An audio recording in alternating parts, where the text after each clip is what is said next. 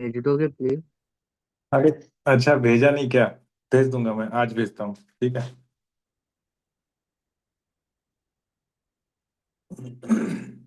आज भेज दूंगा, ठीक है। Okay sir. हाँ, थोड़ा फ्लूइड देख लेते हैं क्योंकि तुम लोगों ने काफी कुछ चीजें पढ़ी नहीं स्टार्टिंग में। एक बार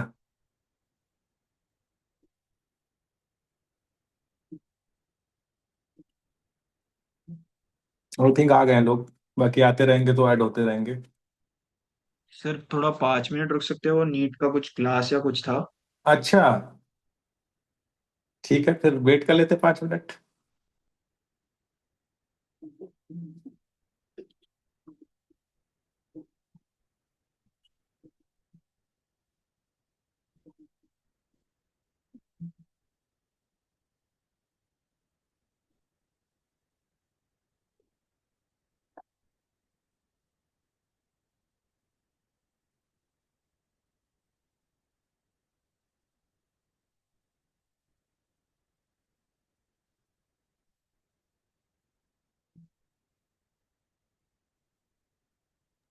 गुड इवनिंग सर।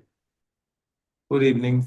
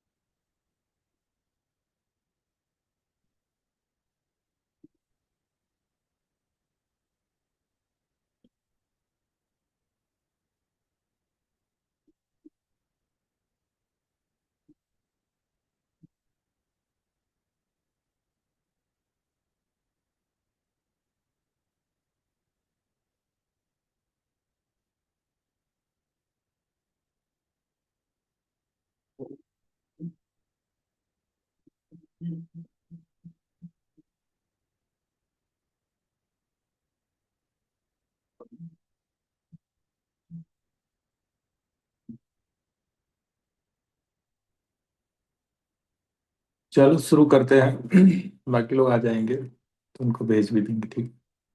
फ्लूइड को थोड़ा देख लेते हैं, नोट्स है उससे एक्सप्लेन कर देते हैं तुमको फटाफट।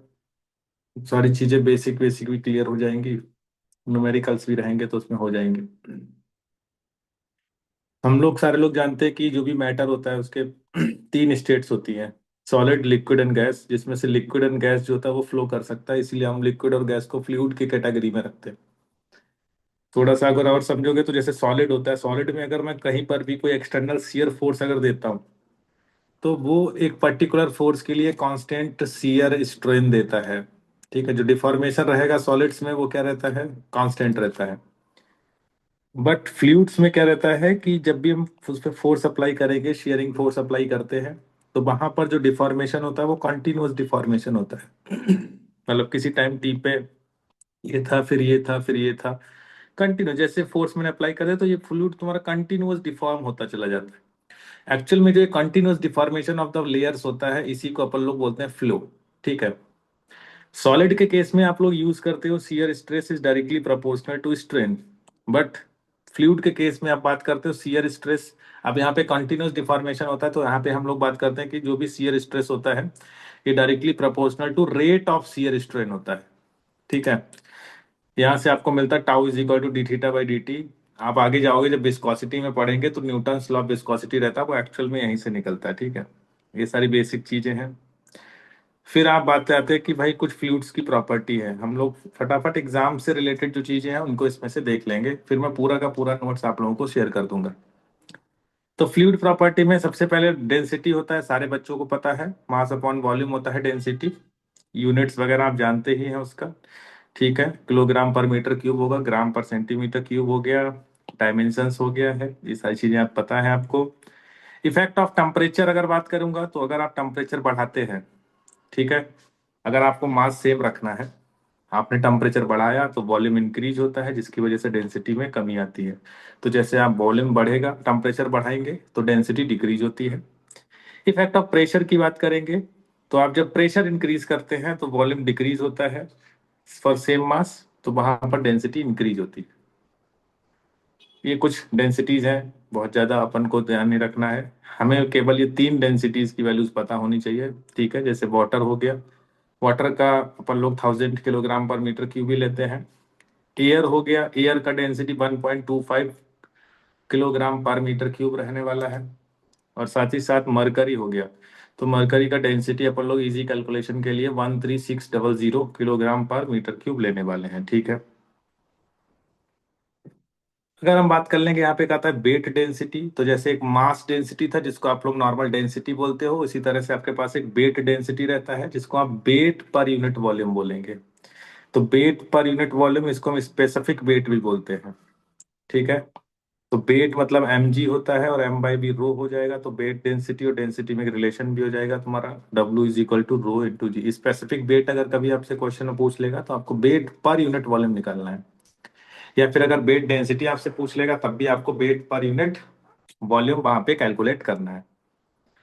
इफेक्ट ऑफ लोकेशन की बात करोगे तो वेट डेंसिटी एक्चुअल में जी पे डिपेंड करता है। ठीक है। तो अगर पोल है, इक्वेटर है, तो हम जानते हैं कि पोल पे जी का वैल्यू ज्यादा होता है इक्वेटर से, तो वहां पर जो भी वेट डेंसिटी होगी वो पोल पे ज्यादा होगी एंड इक्वेटर पे कम होगी। तो इस तरह से चीजें, क्योंकि वो जी पे डिपेंड करती है। फिर एक टर्म आता है स्पेसिफिक ग्रेविटी और relative density. There are two different terms, first one is specific gravity and second one is relative density. Specific gravity का मतलब होता है कि ratio of density of fluid to the density of standard fluid. तो आपके पास क्या रहेगा कि density of fluid and density of standard fluid.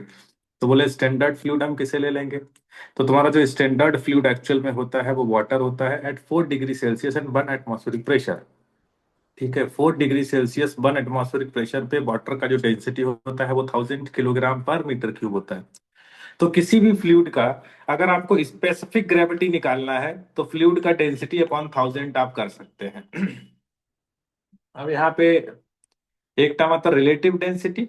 तो रिलेटिव डेंसिटी का मतलब ये हो जाता है कि किसी मतलब वहां पे स्टैंडर्ड फ्लूइड से मुझे कोई मतलब नहीं, वहां पे डेंसिटी ऑफ फ्लूइड 1 हो गया, डेंसिटी ऑफ फ्लूइड 2 हो गया, तो it means this is the ratio of two random fluids. ठीक है, कोई भी दो रैंडम फ्लूइड्स हैं उनकी डेंसिटी का रेशियो है relative density. But specific gravity का मतलब होता है कि density with respect to water. ठीक है। यहाँ पे दो प्रॉपर्टी रहती हैं, जैसे तुम्हारे पास कोहेशन एंड एडहेशन हो गया। तो हम जानते हैं कि सेम काइंड ऑफ मॉलिक्यूल्स के बीच में जो लगता है, सेम काइंड ऑफ मॉलिक्यूल्स के बीच में कोहेशन लगता है, and different kind of molecules के बीच में जो फोर्स होता है वो हमारा एडहेशन होता है, और ये चीज आपको पता ही है वैसे। यहाँ पर एक टर्म आता है प्रेशर। तो बोले प्रेशर क्या है? प्रेशर एक्चुअल में होता है फोर्स अपॉन एरिया। अब बस इसमें आपको ये याद रखना है कि जो फोर्स है वो कैसा होना चाहिए। The force should be external, normal to the surface and always compressive in nature. कभी भी टेंसाइल फोर्स जो होता है वो प्रेशर अप्लाई नहीं करेगा। तो your force should be compressive, external, normal and compressive. Pressure हम लोग जानते हैं कि due to the some mass of the fluid. अगर जैसे हमारी बॉडी है, हमारी बॉडी कुछ अगर प्रेशर फील कर रही है तो वो जो भी हमारे आसपास में फ्लूइड है, जो भी गैसेस है, उनके मास की वजह से हम लोग वो चीज फ्लो करते हैं। अच्छा, अगर वहां पे नो मास है, किसी भी जगह पे कोई मास नहीं है, तो देर इज नो प्रेशर। इसीलिए बोलते हैं ना कि वैक्यूम। अब जैसे अगर यहाँ पे एयर का मास m है तो यहाँ पे प्रेशर कुछ होगा। बट अगर आपने एयर का मास मतलब किसी भी लोकेशन से सारी एयर बाहर कर दी तो उस जगह पे जीरो प्रेशर होता है, जिसको आप एब्सोल्यूट जीरो या फिर एब्सोल्यूट वैक्यूम प्रेशर बोलते हो। फोर्स ड्यू टू प्रेशर कभी भी आपको लिखना है तो हमेशा प्रेशर इनटू एरिया है, यहाँ पे हमको डायरेक्शन देनी पड़ेगी, क्योंकि प्रेशर एक स्केलर क्वांटिटी होता है, फोर्स एक वेक्टर क्वांटिटी होता है।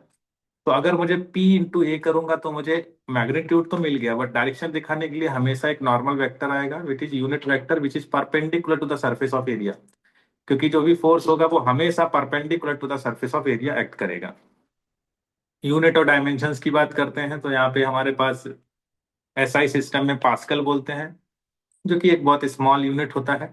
तो उसकी वजह से हम लोग किलो पास्कल यूज करते हैं। बार यूज करते हैं। एक बार कितना होता है? 1 bar is equal to 10⁵ pascal होता है। मेगा पास्कल यूज करते हैं, 10⁶ पास्कल हो गया। किलोग्राम फोर्स पर सेंटीमीटर स्क्वायर भी हम लोग यूज कर सकते हैं। पीएसआई करके एक यूनिट होता है, 1 PSI is equal to 6.89 kilo pascal होता है। टॉर करके भी यूनिट होता है। टॉर का मतलब होता है 1 mm of Hg। 1 mm of Hg का मतलब हो गया कि मरकरी का 1 mm का कॉलम जो भी प्रेशर अप्लाई करेगा, that is known as 1 torr. एक बात आती है एब्सोल्यूट प्रेशर। तो आप जानते हैं एब्सोल्यूट प्रेशर का मतलब हो गया कि किसी भी पर्टिकुलर लोकेशन पे जो भी एक्चुअल वैल्यू ऑफ प्रेशर है, actual value, that pressure is known as absolute value. ठीक है। एब्सोल्यूट वैल्यू जो भी मेजरमेंट होता है वो हमेशा जीरो प्रेशर लाइन से एब्सोल्यूट वैक्यूम के कंपेयर मतलब करस्पॉन्डिंग मेजरमेंट होगा। तो जैसे अगर मैं बात करूं कि एक गैस है, गैस के पास में टू टू बार प्रेशर है, तो हमने इसका एब्सोल्यूट प्रेशर 2 बार ले लिया, यहाँ पे 5 बार ले लिया। बट यहाँ पर हमारे पास एक टर्म आता है जिसको हम लोग बोलते हैं एटमॉस्फेरिक प्रेशर। तो बोले एटमॉस्फेरिक प्रेशर क्या होता है? The pressure which is exerted by environmental mass. ठीक है। Under standard conditions. Under standard conditions मतलब sea level air at 15 degree Celsius is known as standard atmospheric pressure. तो जो भी तुम्हारा इन्वायरमेंटल मास है, तुम पे उस मास की वजह से जो भी प्रेशर लगता है उसको अपन लोग क्या बोलते हैं? एटमॉस्फेरिक प्रेशर बोलते हैं। Variation of local atmospheric pressure with altitude की बात करता हूं तो हमेशा याद रखते हैं हम लोग कि अगर हम 1 किलोमीटर का एल्टीट्यूड ऊपर जाते हैं तो there is a 10% decrement in the pressure. मतलब अगर यहाँ पे PATM है लोकल, किसी भी लोकल जगह पे P एटमॉस्फेरिक प्रेशर था, लेकिन अगर आप 1 किलोमीटर ऊपर जाएंगे तो देयर इज अ -10% डिक्रीमेंट। ठीक है। 10% का डिक्रीमेंट हो गया। इट मीन यहाँ पे 0.9 PATM कुछ इस तरह से रहेगा। बता रहे कि it is observed that nose bleeding occurs at high altitude. क्योंकि हाई एल्टीट्यूड पे नोज ब्लीडिंग इसलिए होती है क्योंकि वहां पर एटमॉस्फेरिक जो प्रेशर होता है वो कम होता है और हमारे अंदर का प्रेशर ज्यादा रहता है, तो वहां पे नोज ब्लीडिंग स्टार्ट हो जाती है। एक यहाँ पे जैसे छोटा सा चीज लिखा है कि it is observe that cooking takes longer time at higher altitude. Higher altitude पे कुकिंग को ज्यादा टाइम इसलिए लगता है क्योंकि जैसे जैसे एल्टीट्यूड बढ़ेगा तो आपका लोकल एटमॉस्फेरिक प्रेशर घटता है। और अगर लोकल एटमॉस्फेरिक प्रेशर घटता है तो जो saturation temperature of the water होता है वो डिक्रीज हो जाता है। इसका मतलब ये है कि वाटर 100 डिग्री से पहले ही टेम्परेचर पर, मतलब 90 डिग्री, 80 डिग्री, 95 डिग्री पर ही बॉयल होना स्टार्ट हो जाता है। वाटर बॉईल करना स्टार्ट कर देता है 100 से कम पे ही, मतलब लो टेम्परेचर पे ही वाटर क्या कर देता है? बॉईल करना स्टार्ट कर देता है, जिसकी वजह से कुकिंग में टाइम लगता है। क्योंकि कुकिंग टेम्परेचर से होती है, बॉइलिंग से नहीं। कुकिंग को अगर 100 डिग्री चाहिए तो वहां पे 100 डिग्री मेंटेन होना जरूरी है। तुम्हारा वाटर 90 डिग्री पे बॉयल हो रहा है तो उसका प्रॉब्लम नहीं। अगर अंडे को बॉयल होने में 100 डिग्री चाहिए तो उसको 100 डिग्री चाहिए। एक एक छोटा सा डायग्राम है, इसको समझते हैं थोड़ा सा। 3 तरह के प्रेशर होते हैं बेसिकली हमारे पास। एब्सोल्यूट प्रेशर हो गया, एटमॉस्फेरिक प्रेशर हो गया, गेज प्रेशर, वैक्यूम प्रेशर। तो जैसे अगर ये जीरो प्रेशर लाइन है, अगर कोई भी प्रेशर मैं लाइन ड्रॉ कर दूं तो वो हर प्रेशर लाइन एक एब्सोल्यूट प्रेशर लाइन है, अगर मैं उसको जीरो से कंपेयर कर रहा हूं। बट यहीं पे मेरे पास एक लाइन मैंने ड्रॉ की है जो है एटमॉस्फेरिक प्रेशर। अब जैसे ऊपर वाला प्रेशर है वो एटमॉस्फेयर से ज्यादा है, तो हम वहां पे देखेंगे कि वो एटमॉस्फेयर से कितना ज्यादा है। तो आप बोले एब्सोल्यूट माइनस एटमॉस्फेयर अगर करूं और ये वैल्यू पॉजिटिव आ जाएगी, तो इसको बोलते हैं गेज प्रेशर। गेज प्रेशर का मतलब हो गया, या वैक्यूम प्रेशर का मतलब हो जाएगा कि it is measured with respect to atmospheric pressure. मतलब वहां पे हम लोगों को बेटा ये देखना है कि वो एटमॉस्फेयर से कितना ज्यादा है या फिर एटमॉस्फेयर से कितना कम है, ये चीज को आपको वहां पे देखना है, ठीक है। अगर एटमॉस्फेयर से कम रहेगा तो उसको हम लोग निगेटिव गेज या फिर वैक्यूम प्रेशर बोलते हैं। जहां पर भी प्रेशर एटमॉस्फेयर से कम हो जाता है वहां पर हम प्रेशर को वैक्यूम प्रेशर बोलते हैं।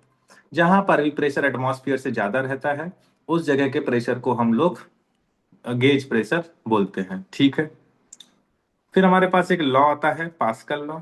तो पास्कल लॉ देखो भाई क्या बोल रहा है। पास्कल लॉ हमको ये बोलते हैं कि according to Pascal law pressure at a point in a static fluid is equal in all directions. Static fluid में किसी भी पर्टिकुलर पॉइंट पर जो प्रेशर होता है वो ऑल पॉसिबल डायरेक्शंस में इक्वल रहता है, इक्वल प्रेशर, है ना। तो बोलना है कि since pressure at a point is same in all directions it is having magnitude but not a specific direction, hence pressure is a scalar quantity.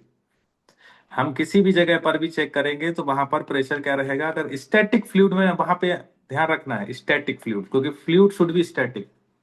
तो स्टैटिक फ्लूइड में ऑल डायरेक्शंस में, all possible directions में किसी भी particular point पे जो pressure होगा वो इक्वल होगा। अब इससे हमको ये भी समझ में आता है कि if the pressure in the liquid is changed at a particular point, किसी भी पर्टिकुलर पॉइंट पे मैंने प्रेशर को चेंज किया, then that change is transmitted to the entire liquid be without being diminished in the magnitude। मतलब अगर मैं किसी भी लोकेशन पे थोड़ा सा प्रेशर को चेंज करूंगा तो वो इंटायर लिक्विड में प्रेशर का चेंज जो होता है डिस्ट्रीब्यूट हो जाएगा, पूरे के पूरे लिक्विड में हर जगह वो उतना चेंज क्या होगा, डिस्ट्रीब्यूट हो जाएगा। और इसी की हेल्प से हम लोग क्या चलाते हैं, हमने बहुत सारे अपने हाइड्रोलिक इक्विपमेंट्स बनाए हैं। जैसे यहाँ पे हमसे बोला गया कि मान लो F1 है, F2 फोर्स, F3 फोर्स। अगर मैं किसी भी पर्टिकुलर जगह पे हल्का सा भी अगर प्रेशर में चेंज करूंगा तो वो ऑल पॉसिबल डायरेक्शंस में प्रेशर क्या होगा, इक्वली डिस्ट्रीब्यूट हो जाएगा। वो जो चेंज होगा वो इक्वली ट्रांसफर होगा, डिस्ट्रीब्यूट नहीं होगा, इक्वली ट्रांसफर होगा। तो जैसे अगर यहाँ पे तुमने बोला कि F1A1 प्रेशर हमने मेंटेन किया, तो ऑब्वियस सी बात है यहाँ पे आपको इसको रोकने के लिए F3A3 लगाना पड़ा, यहाँ पे F4 लगाना पड़ा, यहाँ पे F2 लगाना पड़ा, बट प्रेशर तीनों जगह पे सेम रहेगा। क्योंकि आप अगर ये चीजें आपने लगाई हैं, पिस्टन्स लगाई हैं, तो एक जगह आपने F1 फोर्स लगा के उसको धक्का देने का कोशिश किया, तो वहां पे जो प्रेशर क्रिएट हुआ वो प्रेशर क्रिएट हुआ था F1/A1। और मैंने बोला वो जो चेंज इन प्रेशर है वो ऑल थ्री गेट्स में इक्वली ट्रांसमिट होगा, तो उसको रोकने के लिए भी आपको इक्वल प्रेशर ही अप्लाई करना पड़ेगा।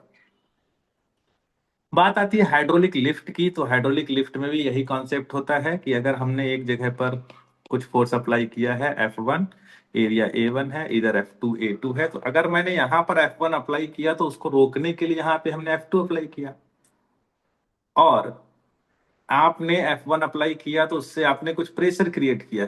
वो प्रेशर कितना हो जाएगा, F1/A1। अब उसको रोकने के लिए आपने F2 अप्लाई किया, वो सच दैट कि उसका जो प्रेशर अप्लाइड होना चाहिए वो F1/A1 के इक्वल होना चाहिए। तो आपका यहाँ पे जो प्रेशर हो जाएगा वो इक्वल रहता है दोनों पार्ट में, इसीलिए F1/A1 is equal to F2/A2 होता है। और वहां से हम लोग बात कर लेते हैं। वेरिएशन की बात करेंगे तो आप सर हर बच्चे को ये चीज पता होगी कि ड्यू टू द डेप्थ या हाइट की बात करेंगे। अगर मैं किसी भी पॉइंट पे ए पॉइंट से बी पॉइंट अगर नीचे आता हूं फ्लूइड में, नीचे जाने पे प्रेशर इंक्रीज होता है जो कि रो जी एच होता है। फ्लूइड में ऊपर जाने पर प्रेशर माइनस होता है जो कि माइनस का रो जी एच होता है। डेप्थ में जाओगे प्रेशर बढ़ेगा, डेप्थ से अपवर्ड आओगे प्रेशर का डिक्रीमेंट होता है। और प्रेशर जो होता है वो डायरेक्टली प्रोपोर्शनल टू हाइट होता है या डेप्थ होता है।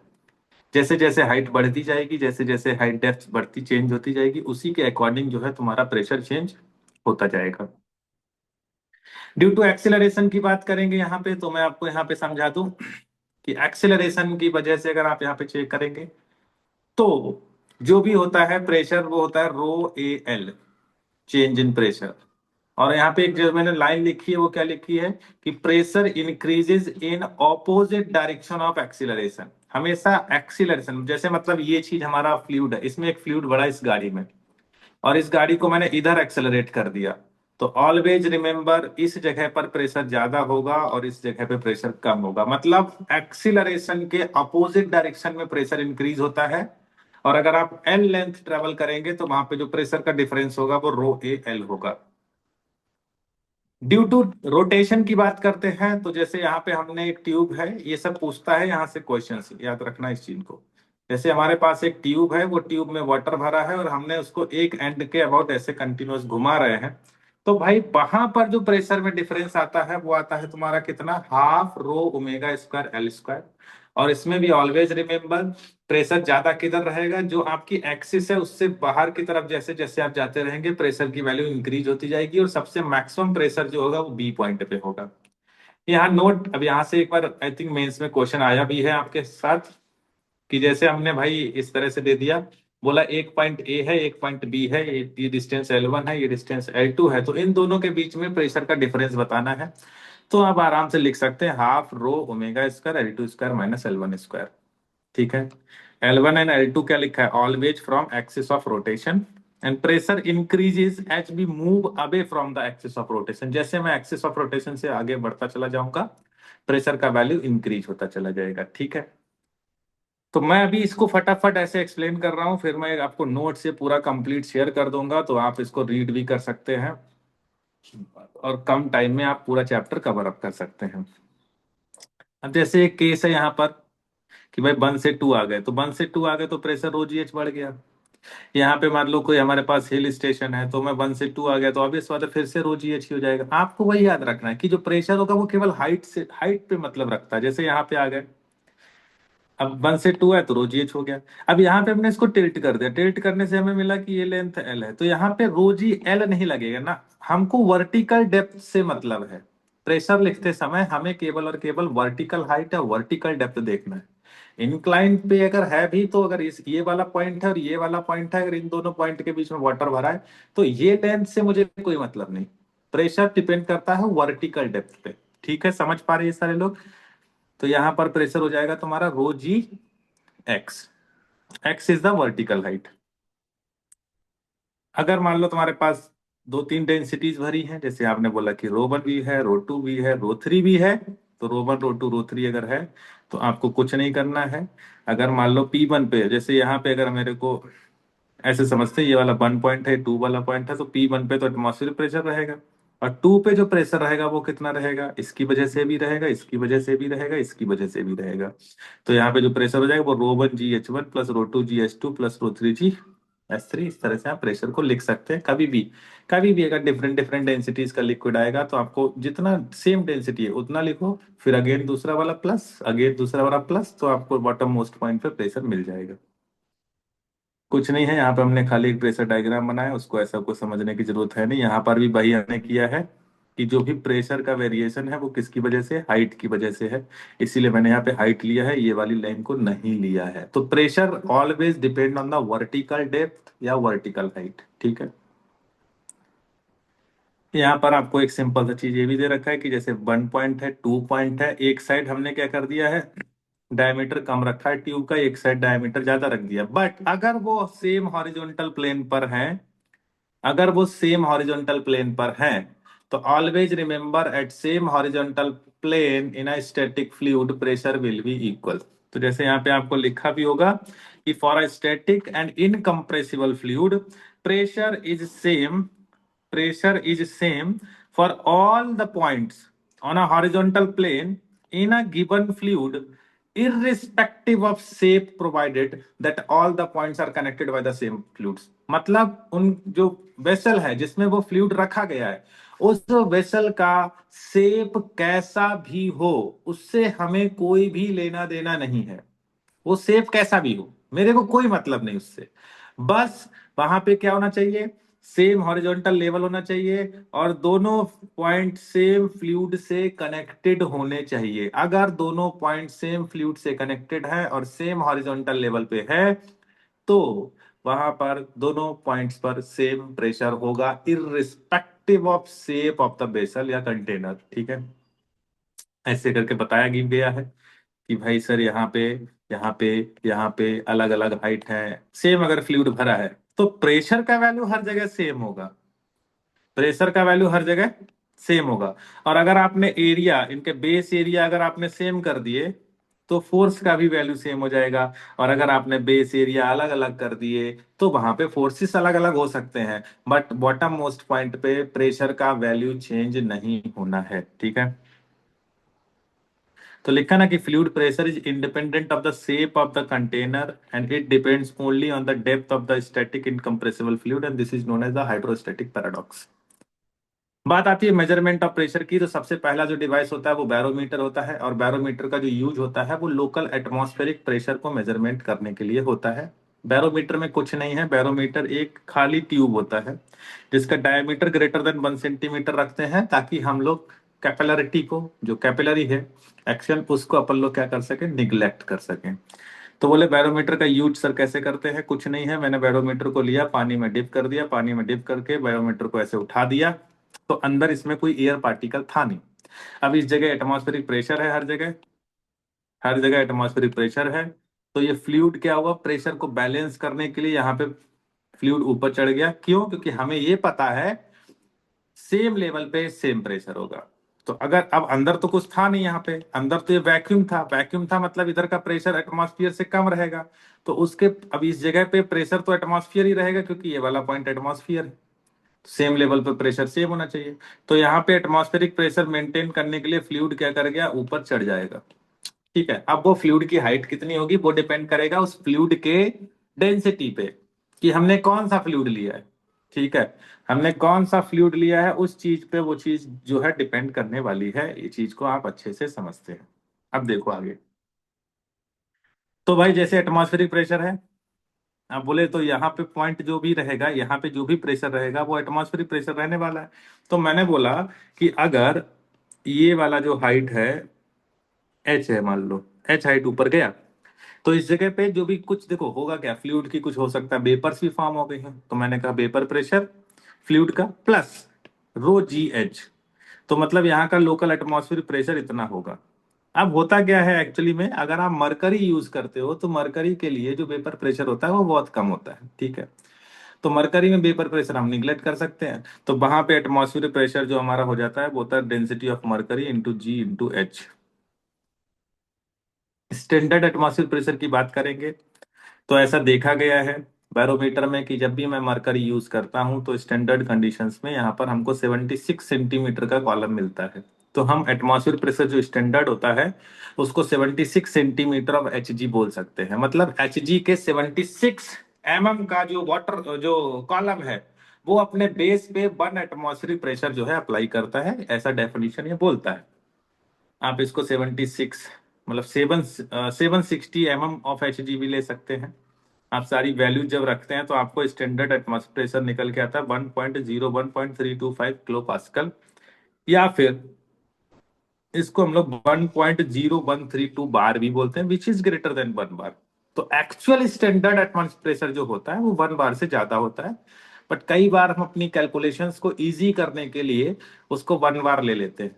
लेकिन हमेशा याद रखें न्यूमेरिकल में जब भी आप सॉल्व करें तो उसको एटलीस्ट आप 1.01 बार लेके ही सॉल्व करें। ठीक है, अगर हम इसको मरकरी कॉलम को वाटर कॉलम में कन्वर्ट करते हैं, मैंने बोला कि अगर वो मरकरी की जगह मैं वाटर यूज करूंगा तो भाई मुझे कम से कम 10.336 मीटर का वाटर कॉलम मिलेगा। मतलब जो काम 76 सेंटीमीटर कर दे रहा था मरकरी के केस में, वो काम वाटर में 10.336 मीटर का कॉलम मिलेगा आपको। ठीक है,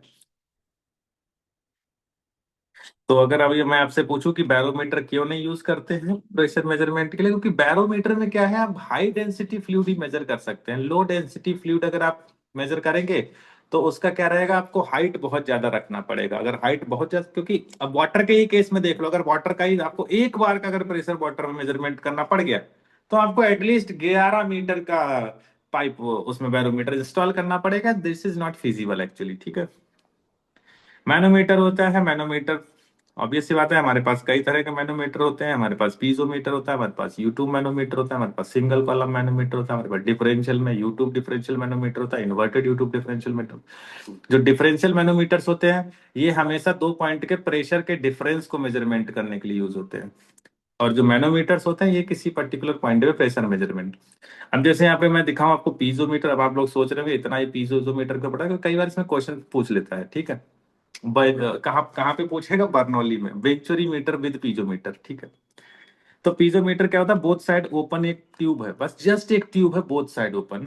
अब जैसे यहाँ पे अगर पाइप में कहीं पे एक फ्लूइड हमारा फ्लो हो रहा था, हमने क्या किया, यहाँ होल किया और यहाँ पे हमने इसको लगा दिया। अब ऊपर एटमॉस्फेयर प्रेशर, अगर अंदर का प्रेशर एटमॉस्फेयर से ज्यादा है तो ये फ्लूइड क्या होगा, इसमें राइज कर जाएगा, एक पर्टिकुलर पॉइंट तक जाएगा। और मैं क्या करता हूँ, उसी बस उसकी हाइट को मेजरमेंट कर लूंगा और हम प्रेशर बता पाएंगे कि उस ट्यूब के अंदर जो एक्स्ट्रा प्रेशर, हमने यहाँ पे किस टर्म लिखा है, पीजी। पीजी का मतलब होता है गेज प्रेशर। हम पी भी बता सकते हैं, तो पी कितना रहेगा, पी रहेगा पी एटमॉस्फेरिक प्लस इतना। जैसे इस जगह पे अगर आप प्रेशर की बात करेंगे तो यहाँ atmospheric plus rho G H. अगर मुझे ये बताना है कि उस पाइप के अंदर कितना एक्स्ट्रा प्रेशर है, तो आप वहां पे यूज करेंगे PG, that is gauge pressure, और वो हो जाएगा rho of fluid G into H. H बोले तो जो भी यहाँ पर वाटर कॉलम में राइज होगा, इस दैट्स इट। यहाँ पे कुछ लिमिटेशंस है पीजोमीटर की, तो लिमिटेशंस में बेटा कुछ नहीं है, सिंपल सा बात यह है कि गैस के लिए आप यूज नहीं कर सकते हैं, क्योंकि बोथ साइड ओपन होता है। And can not be use to measure high pressures, क्योंकि अगर बहुत ज्यादा हाई प्रेशर रख दोगे तो आपको required length of the piezometer जो है वो इंक्रीज करना पड़ेगा, अदरवाइज फ्लूइड जो है उससे फ्लो करने लगेगा। फिर बात आई कि सर यू ट्यूब मैनोमीटर। अब जैसे यू ट्यूब मैनोमीटर में क्या होता है, यहाँ पर हम एक मैनोमेट्रिक फ्लूइड इंस्टॉल भर देते हैं पहले से ही, और ये जो मैनोमेट्रिक फ्लूइड होता है ये हम थोड़ा क्या करते हैं, हाई डेंसिटी फ्लूइड रखते हैं, ताकि हम क्या कर सके, उसकी हेल्प से थोड़ा सा हाई प्रेशर मेजरमेंट भी कर सके, ठीक है। वहां पे हम लोग हाई डेंसिटी फ्लूइड्स को रखेंगे। अब इसमें होता क्या, जैसे यहाँ पे एक ट्यूब पाइप था जिसमें से कुछ भी फ्लूइड या कोई वाटर कोई भी कुछ भी फ्लो हो रहा है, तो हमने क्या किया, इसमें एक मैनोमीटर इंस्टॉल किया। इनिशियली ये जो मैनोमेट्रिक फ्लूइड होता है वो सेम लेवल पे ऐसे ऐसे ऐसे ऐसे इसमें भरा रहता है, बट इधर हाई प्रेशर था, तो जैसे ही ये वाला फ्लूइड आता है और दोनों फ्लूइड का डेंसिटी अलग है तो दोनों मिक्स होते नहीं है, ठीक है। जनरली हम मैनोमेट्रिक फ्लूइड में मरकरी का ही यूज करते हैं। एक तो मरकरी के साथ ये अच्छी चीज है कि उसकी डेंसिटी बहुत ज्यादा है, वो मिक्स नहीं होगी। जैसे अगर वाटर का प्रेशर मेजरमेंट करना तो वाटर मरकरी को कभी भी मिक्स नहीं करेगा, डेंसिटी बहुत हाई है उसका, ठीक है, डेंसिटी डिफरेंस भी है। तो अब जैसे यहां से प्रेशर आएगा तो ये क्या करेगा, मैनोमेट्रिक फ्लूइड इस साइड से इधर चला जाएगा प्रेशर को बैलेंस करने के लिए। तो मान लो हमने कहा कि ये वाला कुछ हाइट एक्स मेरा, जो कि पाइप में फ्लूइड फ्लो कर रहा है, और इधर बाई, इधर क्या हुआ, बाई हाइट तक मरकरी का कॉलम जो है राइज कर गया अपने इनिशियल लेवल से। अब आप प्रेशर कैसे लिखेंगे, इसमें कैसे मेजरमेंट करते हैं, तो बेटा सिंपल सा चीज मैंने आपको बताया कि अगर यहाँ पे आपको एक ऐसी लाइन ड्रॉ करनी है जो सेम फ्लूइड से कनेक्टेड हो, अगर वो लाइन सेम फ्लूइड से कनेक्टेड है तो उस लाइन पर बोथ साइड सेम प्रेशर होगा। अभी हमने ऊपर बताया आपको हाइड्रोस्टैटिक लॉ में कि जो प्रेशर रहेगा, अगर सेम फ्लूइड से कनेक्टेड दो चीजें हैं तो irrespective of shape same horizontal level पे सेम प्रेशर रहेगा। तो मतलब ऐसा हो गया कि P1 is equal to P2 हो गया। अब P1 को लिखना है तो बोले यहाँ पे प्रेशर P और नीचे का सर X, तो P यहाँ का प्रेशर है plus rho of fluid into G into X is equal to, बोले 2 पे लिखना है तो एक तो एटमॉस्फेरिक प्रेशर हाई है और साथ साथ में ये डेंसिटी वाला, तो ये हो जाएगा rho of manometric fluid into G into H. तो यहां से आप P माइनस पी एटीएम भी निकाल सकते हैं। आप एब्सोल्यूट वैल्यू ऑफ प्रेशर भी दे सकते हैं जो कि आएगी तुम्हारी, इसको बस इधर लेके चले गए। और आप गेज प्रेशर भी दे सकते हैं, मतलब पाइप में एटमॉस्फियर से कितना ज्यादा प्रेशर, आप वो चीज भी बता सकते हैं अगर कभी आपसे क्वेश्चन ऐसा पूछा जाएगा तो। जैसे ये वाला केस यहाँ पे हो गया कि हमारा जो प्रेशर है एटमॉस्फियर से ज्यादा था। कई बार होगा कि तुम्हारे पाइप का जो प्रेशर है वो एटमॉस्फियर से कम होगा, तो जो मैनोमेट्रिक फ्लूइड है वो इस साइड जाने की जगह इस साइड ऊपर आ जाएगा, क्योंकि इधर का प्रेशर ज्यादा हो गया एटमॉस्फियर वाला, इधर वाला प्रेशर कम हो गया। इक्वेशन लिखने में कोई समस्या नहीं आनी चाहिए। फिर से आप वही करेंगे, एक ऐसा लेवल ढूंढेंगे जो सेम फ्लूइड से कनेक्टेड हो, मतलब जिसके नीचे सेम फ्लूइड अगर है, ठीक है, बोथ साइड सेम अगर फ्लूइड है, तो आप जो है वहां पर ये अप्लाई कर सकते हैं कि pressure at 1 is equal to pressure at 2। Pressure at 2 तो हमारा एटमॉस्फेरिक है। प्रेशर एट 1 की बात करेंगे तो सर पहले तो यहाँ पे पी प्रेशर है, प्लस इस वाले फ्लूइड में मैं रोजी एक्स आया और इस वाले फ्लूइड में रोजी बाई निकल के आया, तो इससे हम लोगों ने बोला कि भाई हमारा क्या हो गया, वैक्यूम प्रेशर निकल आए, क्योंकि यहाँ पे वैक्यूम प्रेशर इसलिए क्योंकि वहां पर जो पाइप है उसके अंदर का प्रेशर एटमॉस्फेरिक प्रेशर से कम है। समझ पा रहे हो? फिर यहाँ पे एक छोटा सा टर्म आता है वर्टिकल सिंगल कॉलम मैनोमीटर। इससे रिलेटेड आपको छोटा मोटा एक क्वेश्चन ऐसे पूछ लेता है कभी कभार। तो यहाँ पे ऐसा कुछ नहीं है, इसमें एक खाली मैनोमीटर रहता है, यहाँ पे एक बड़ा सा कॉलम ट्यूब रहेगा, ठीक है, एक कंटेनर टाइप रहता है। तो इसमें एक्चुअल में क्या होता है कि पहले तो तुम्हारा सेम लेवल पे रहेगा, बोले पहले इतना लेवल था, बट जब यहाँ पहले मतलब ये जो ब्लू वाला पूरा भरा हुआ है, ये पूरा ब्लू वाला ये मैनोमेट्रिक फ्लूइड था, तो पूरे पहले इनिशियल लेवल ये था। लेकिन जैसे ही इधर से फ्लूइड आया हाई प्रेशर, तो इधर क्या हो गया, ये डेल्टा एच डिप हो गया। इधर तो डेल्टा एच डिप हो गया, लेकिन ये वाला अपने लेवल से एच ऊपर चला गया। अब एक चीज तो हम जानते हैं कि जितना वॉल्यूम नीचे हुआ होगा उतना ही वॉल्यूम ऊपर जाएगा।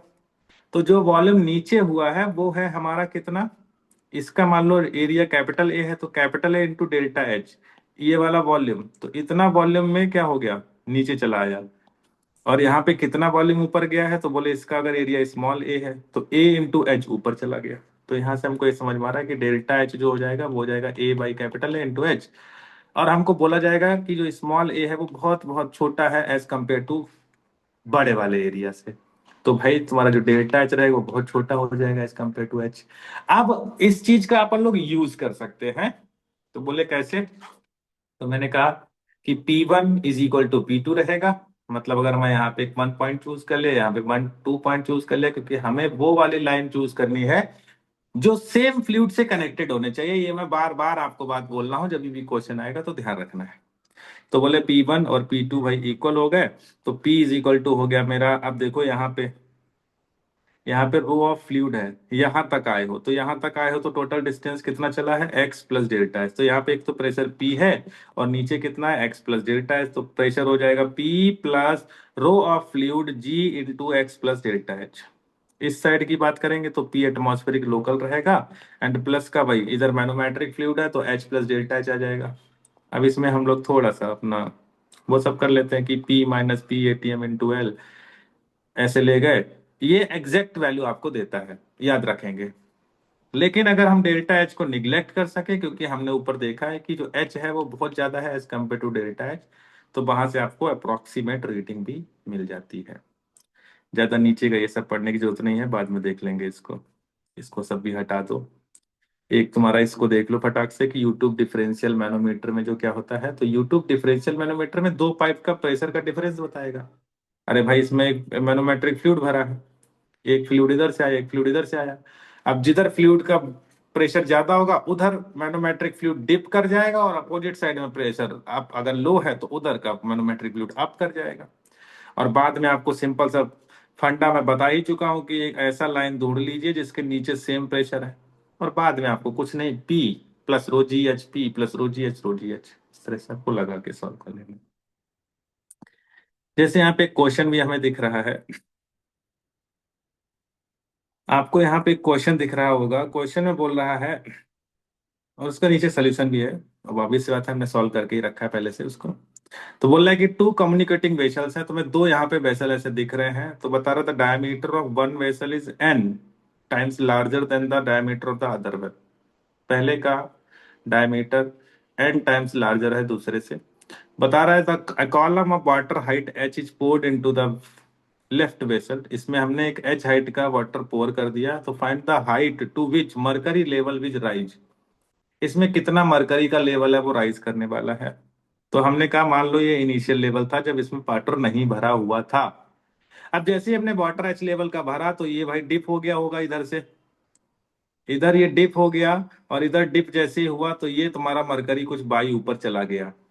तो अब आप बोले कि सर डिप कितना हुआ, तो आप बोले डिप तो सर ये वाला हुआ A1 इंटू डेल्टा एच। आप बोले अप कितना हुआ, तो मैंने कहा अप इतना हुआ A2 इंटू पाई। अच्छा, अब इसमें A1 को हम लिख सकते हैं पाई बाई 4 D1 स्क्वायर, इसको लिख सकते हैं pi by 4 D2 square into, ये तो सब जानते ही हैं डायमीटर के टर्म में अपन लोग लिख रहे हैं, ये सब हो जाएगा। और तुमसे यहाँ पे एक चीज बोला है क्या, कि diameter of one is n times larger. तो D2 को मैंने n टाइम्स D1 लिख लिया, इसको सॉल्व किया तो यहाँ से बाई इज इक्वल टू मेरा delta H upon N square आया। तो मैं डेल्टा एच को आगे की जगह पर एन स्क्वायर बाई यूज कर लूंगा। अब मैंने बोला कि 1 पॉइंट और 2 पॉइंट पे प्रेशर लिख लेते हैं। तो 1 पॉइंट पे प्रेशर हो जाएगा एग्जैक्ट रो जी एच, और दूसरी जगह पे प्रेशर हो जाएगा यहाँ का बोला ना रिलेटिव डेंसिटी आपको दे रखा है कितना, एस। तो आपको ये एस अगर रिलेटिव डेंसिटी दे रखा है तो डेंसिटी लिखते समय आपको एस इंटू रो करना पड़ेगा, ठीक है, क्योंकि रिलेटिव डेंसिटी क्या होता था, अब यहाँ पे वाटर के रिलेटिव में दे रखा है तो आपको एस का वैल्यू जो दे रखा है फ्लूइड का डेंसिटी अपॉन वाटर का, तो आपको फ्लूइड का डेंसिटी निकालने के लिए इस एस इंटू रो करना पड़ेगा। तो रो से आपने मल्टीप्लाई कर लिया यहाँ पे, जी हो गया। हाँ, ये वाला जो हाइट है वो हमारा बाई प्लस डेल्टा एच है। कितना है, बाई प्लस डेल्टा एच है। डेल्टा एच का वैल्यू आप उठा के यहां से रख दो, इसको सॉल्व करोगे you will get the answer. कुछ नहीं है, सिंपल सा क्वेश्चन है, आराम से इसको सॉल्व कर सकते हो। यहाँ पे एक जैसे छोटा सा क्वेश्चन आपको दे रखा है, इसका आंसर तुम लोग मुझे बता सकते हो ये वाले का। बोल रहा है sealed tank containing a liquid of density rho moves with a horizontal acceleration A as shown in the figure, the difference in pressure between point A and B. बताओ भाई, बाकी बच्चे आंसर बताएंगे अब इसका, बहुत देर से मैं बोल रहा हूँ। सर सी सॉरी, रहेगा। सी आंसर रहेगा। पार्थ, सॉरी, सारे लोग जितने बच्चे हैं, कस्तूरी, ऋषिमा, पुष्करनी, प्रभजीत, निहाल, मून, कितना, क्या आंसर आएगा इसका, सर सी। सी आएगा ना। तो आपसे बोला ना कि प्रेशर ए और बी पे आपको चाहिए। मैंने आपको बताया था कि एक्सीलरेशन अगर जिधर है उसके अपोजिट प्रेशर क्या होगा, बढ़ेगा, उसके अपोजिट प्रेशर आपका बढ़ेगा। ये चीज सिखाई है ना मैंने, अभी थोड़ी देर पहले बताया था ये चीज।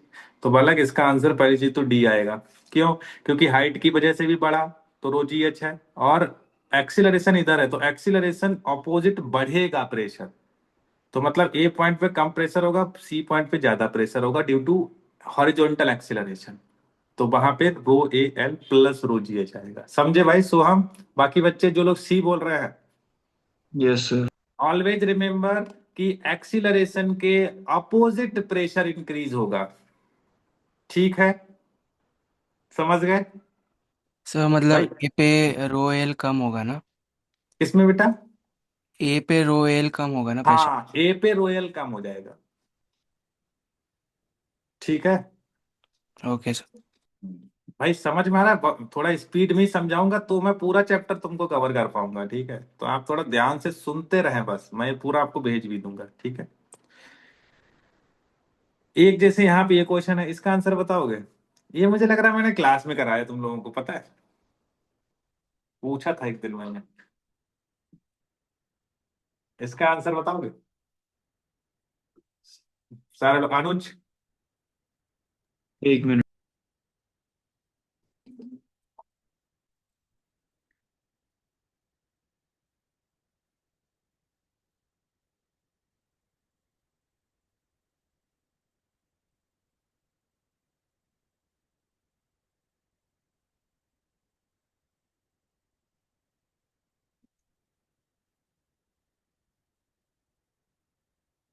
और भी बच्चे बता सकते हैं।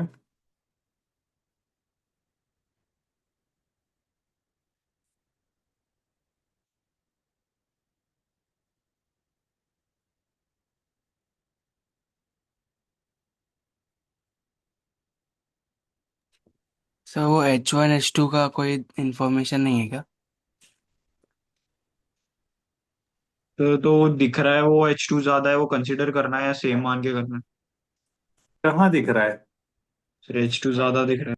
सर H2 उसमें ज्यादा दिखा रहा है। ज्यादा होगा ही ना, तुम्हें दिखना चाहिए। उसमें क्या बोला, सेम मास बोला भी तो है, ये भी तो देखो, और डेंसिटी भी देखो, तो वो तो ज्यादा दिख नहीं रहा, वो ज्यादा है।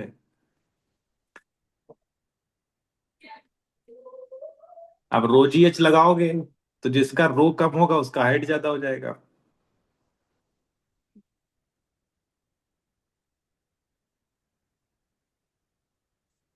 तुम लोग लगाओगे pressure is equal to rho G H, but उसमें क्या हो जाएगा, एक एच टू हाइट ज्यादा है बट एच टू का डेंसिटी कम है।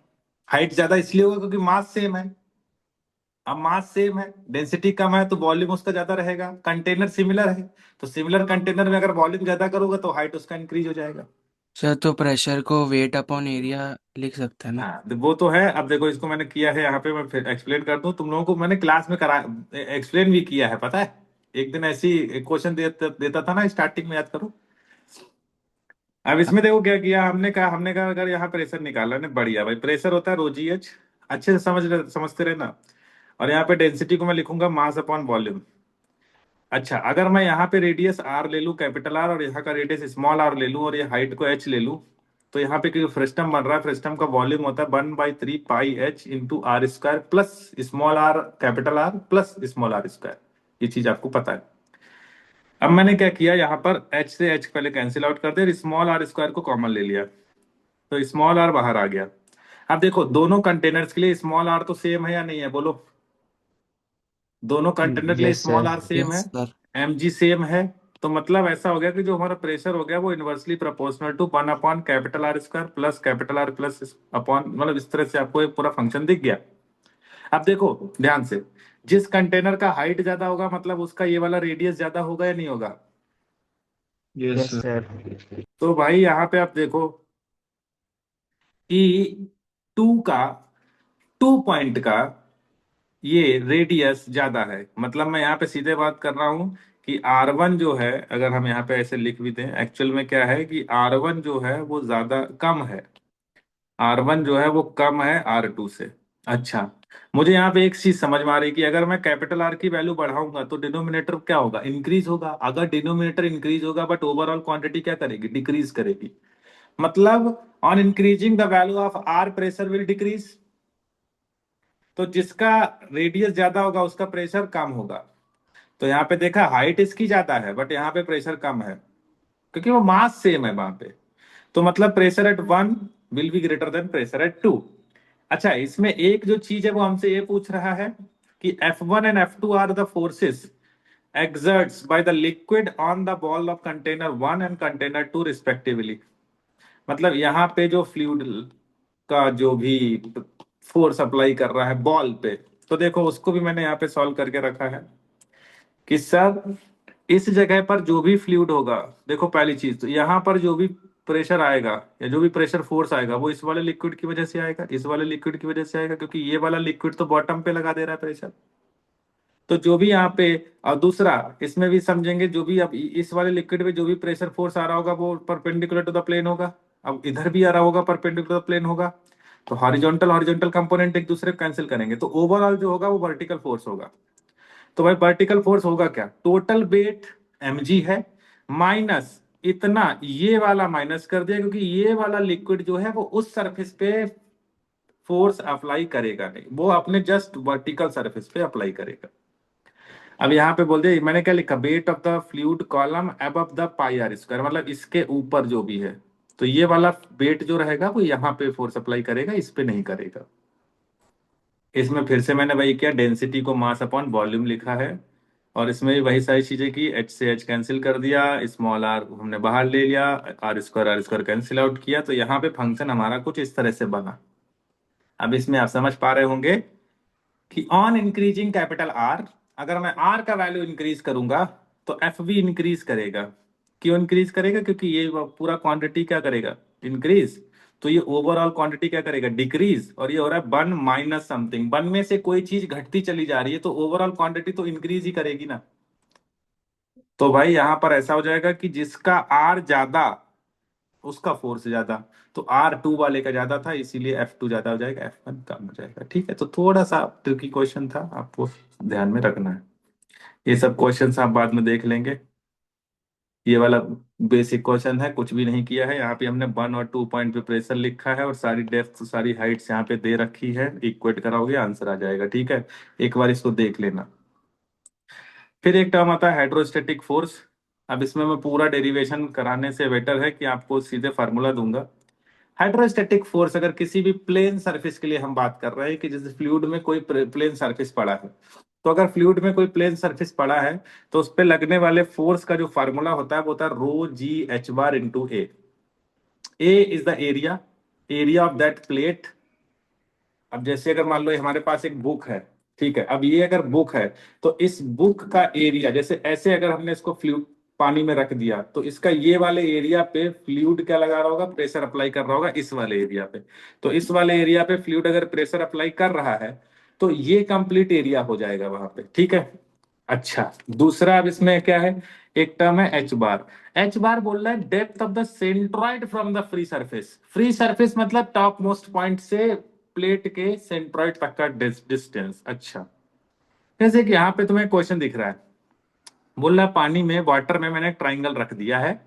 तो आप बोले वाटर में ट्राइंगल रख दिया, अच्छी चीज है सर। मतलब अब इस ट्राइंगल पे वो वाटर फोर्स कितना अप्लाई कर रहा है। तो हमने क्या कहा, एच बार हमको चाहिए। इसका एरिया तो मैं आराम से लिख सकता हूँ क्योंकि ये हमको ए दिया, ये बी दिया है, तो एरिया तो हाफ ए बी हो जाएगा। हमें चाहिए एच बार का वैल्यू, तो ये इतना हमें एच नॉट पहले से बोल रखा था।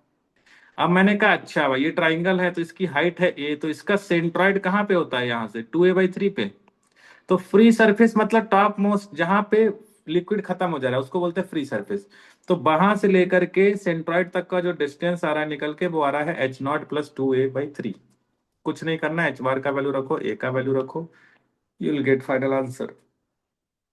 और कुछ भी नहीं करना है आपको। अब वो चाहे इंक्लाइंड प्लेन आ जाए, अब जैसे इंक्लाइंड है, एक ये क्वेश्चन है, इसमें बोल रहा है consider a container having inclined wall. यहाँ पे इंक्लाइंड वॉल है, कोई दिक्कत नहीं। हॉरिजॉन्टल बोल रहा है कि कैलकुलेट फोर्स पर यूनिट बिर्थ, बढ़िया, कोई समस्या नहीं। अब देखो, ये हमें हाइट अगर एच दिया है, ये एंगल हमें थीटा दिया है, तो मैं एरिया बिर्थ को मान लो कि इसकी बिर्थ जो है, इनसाइड जो बिर्थ है वो बी है। तो बोले एरिया, तो एरिया के लिए हमें बी इंटू दिस लिखना पड़ेगा। अगर ये एच है तो ये H/sin θ हो जाएगा, ये वाला H/sin θ, तो एरिया हो जाएगा VH/sin θ।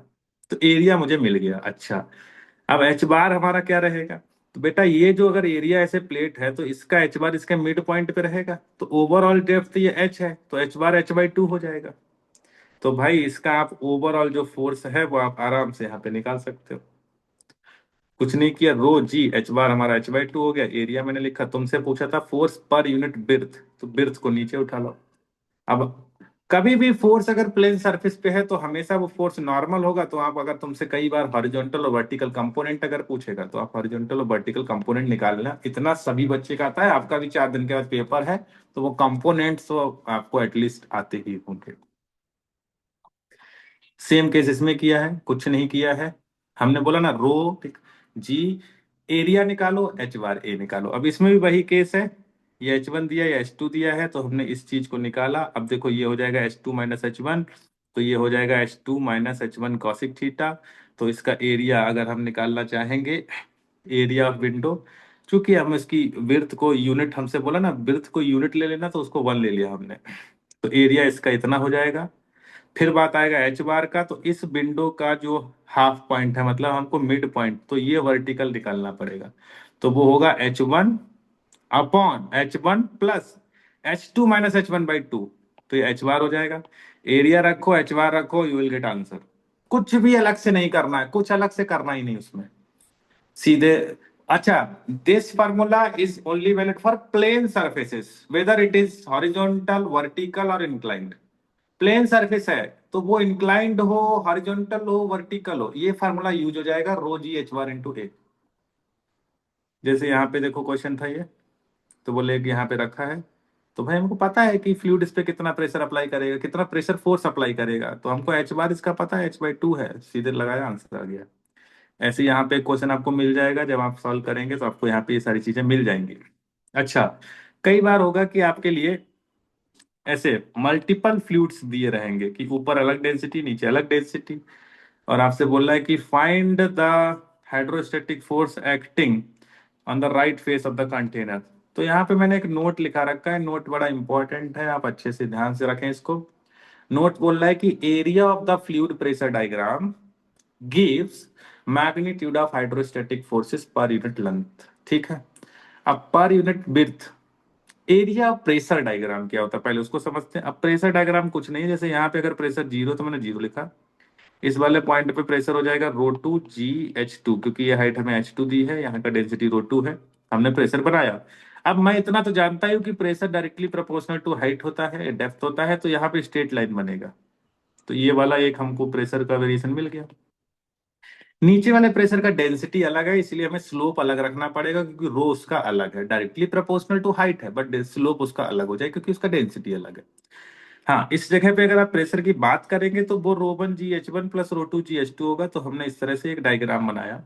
अब अगर बेटा आप इस डायग्राम का एरिया निकाल लेते हैं तो वो एरिया यहाँ पर लगने वाले फोर्स पर यूनिट विड्थ को आपको दे देगा। इजी है, कुछ भी नहीं है, ये आप आराम से लिख लिए। इसका ये हाइट है, इतना आपको पता है, तो इतना आपके लिए ये वाला पोर्शन हो जाएगा। इसमें 3 एरिया है, तीनों एरियाज को निकाल के आपने ऐड किया, आंसर आ गया। तो मल्टीपल अगर लिक्विड्स है हमारे पास, और अगर वो हमारा स्ट्रेट मतलब प्लेन सरफेस है, तो वहां पे मैं प्रेशर डायग्राम का एरिया निकाल के भी काम कर सकता हूँ। मुझे हाइड्रोस्टैटिक अगर फार्मूला नहीं पता है तो मैं प्रेशर डायग्राम का अगर एरिया निकालूंगा तो वो हमें देगा force per unit width. Okay, curved surface के लिए आपको याद रखना है, मैं आपको बता दूं, कर्व्ड सरफेस जब भी ऐसे अगर है तो इसमें दो कंपोनेंट होते हैं, एक हॉरिजॉन्टल एक वर्टिकल।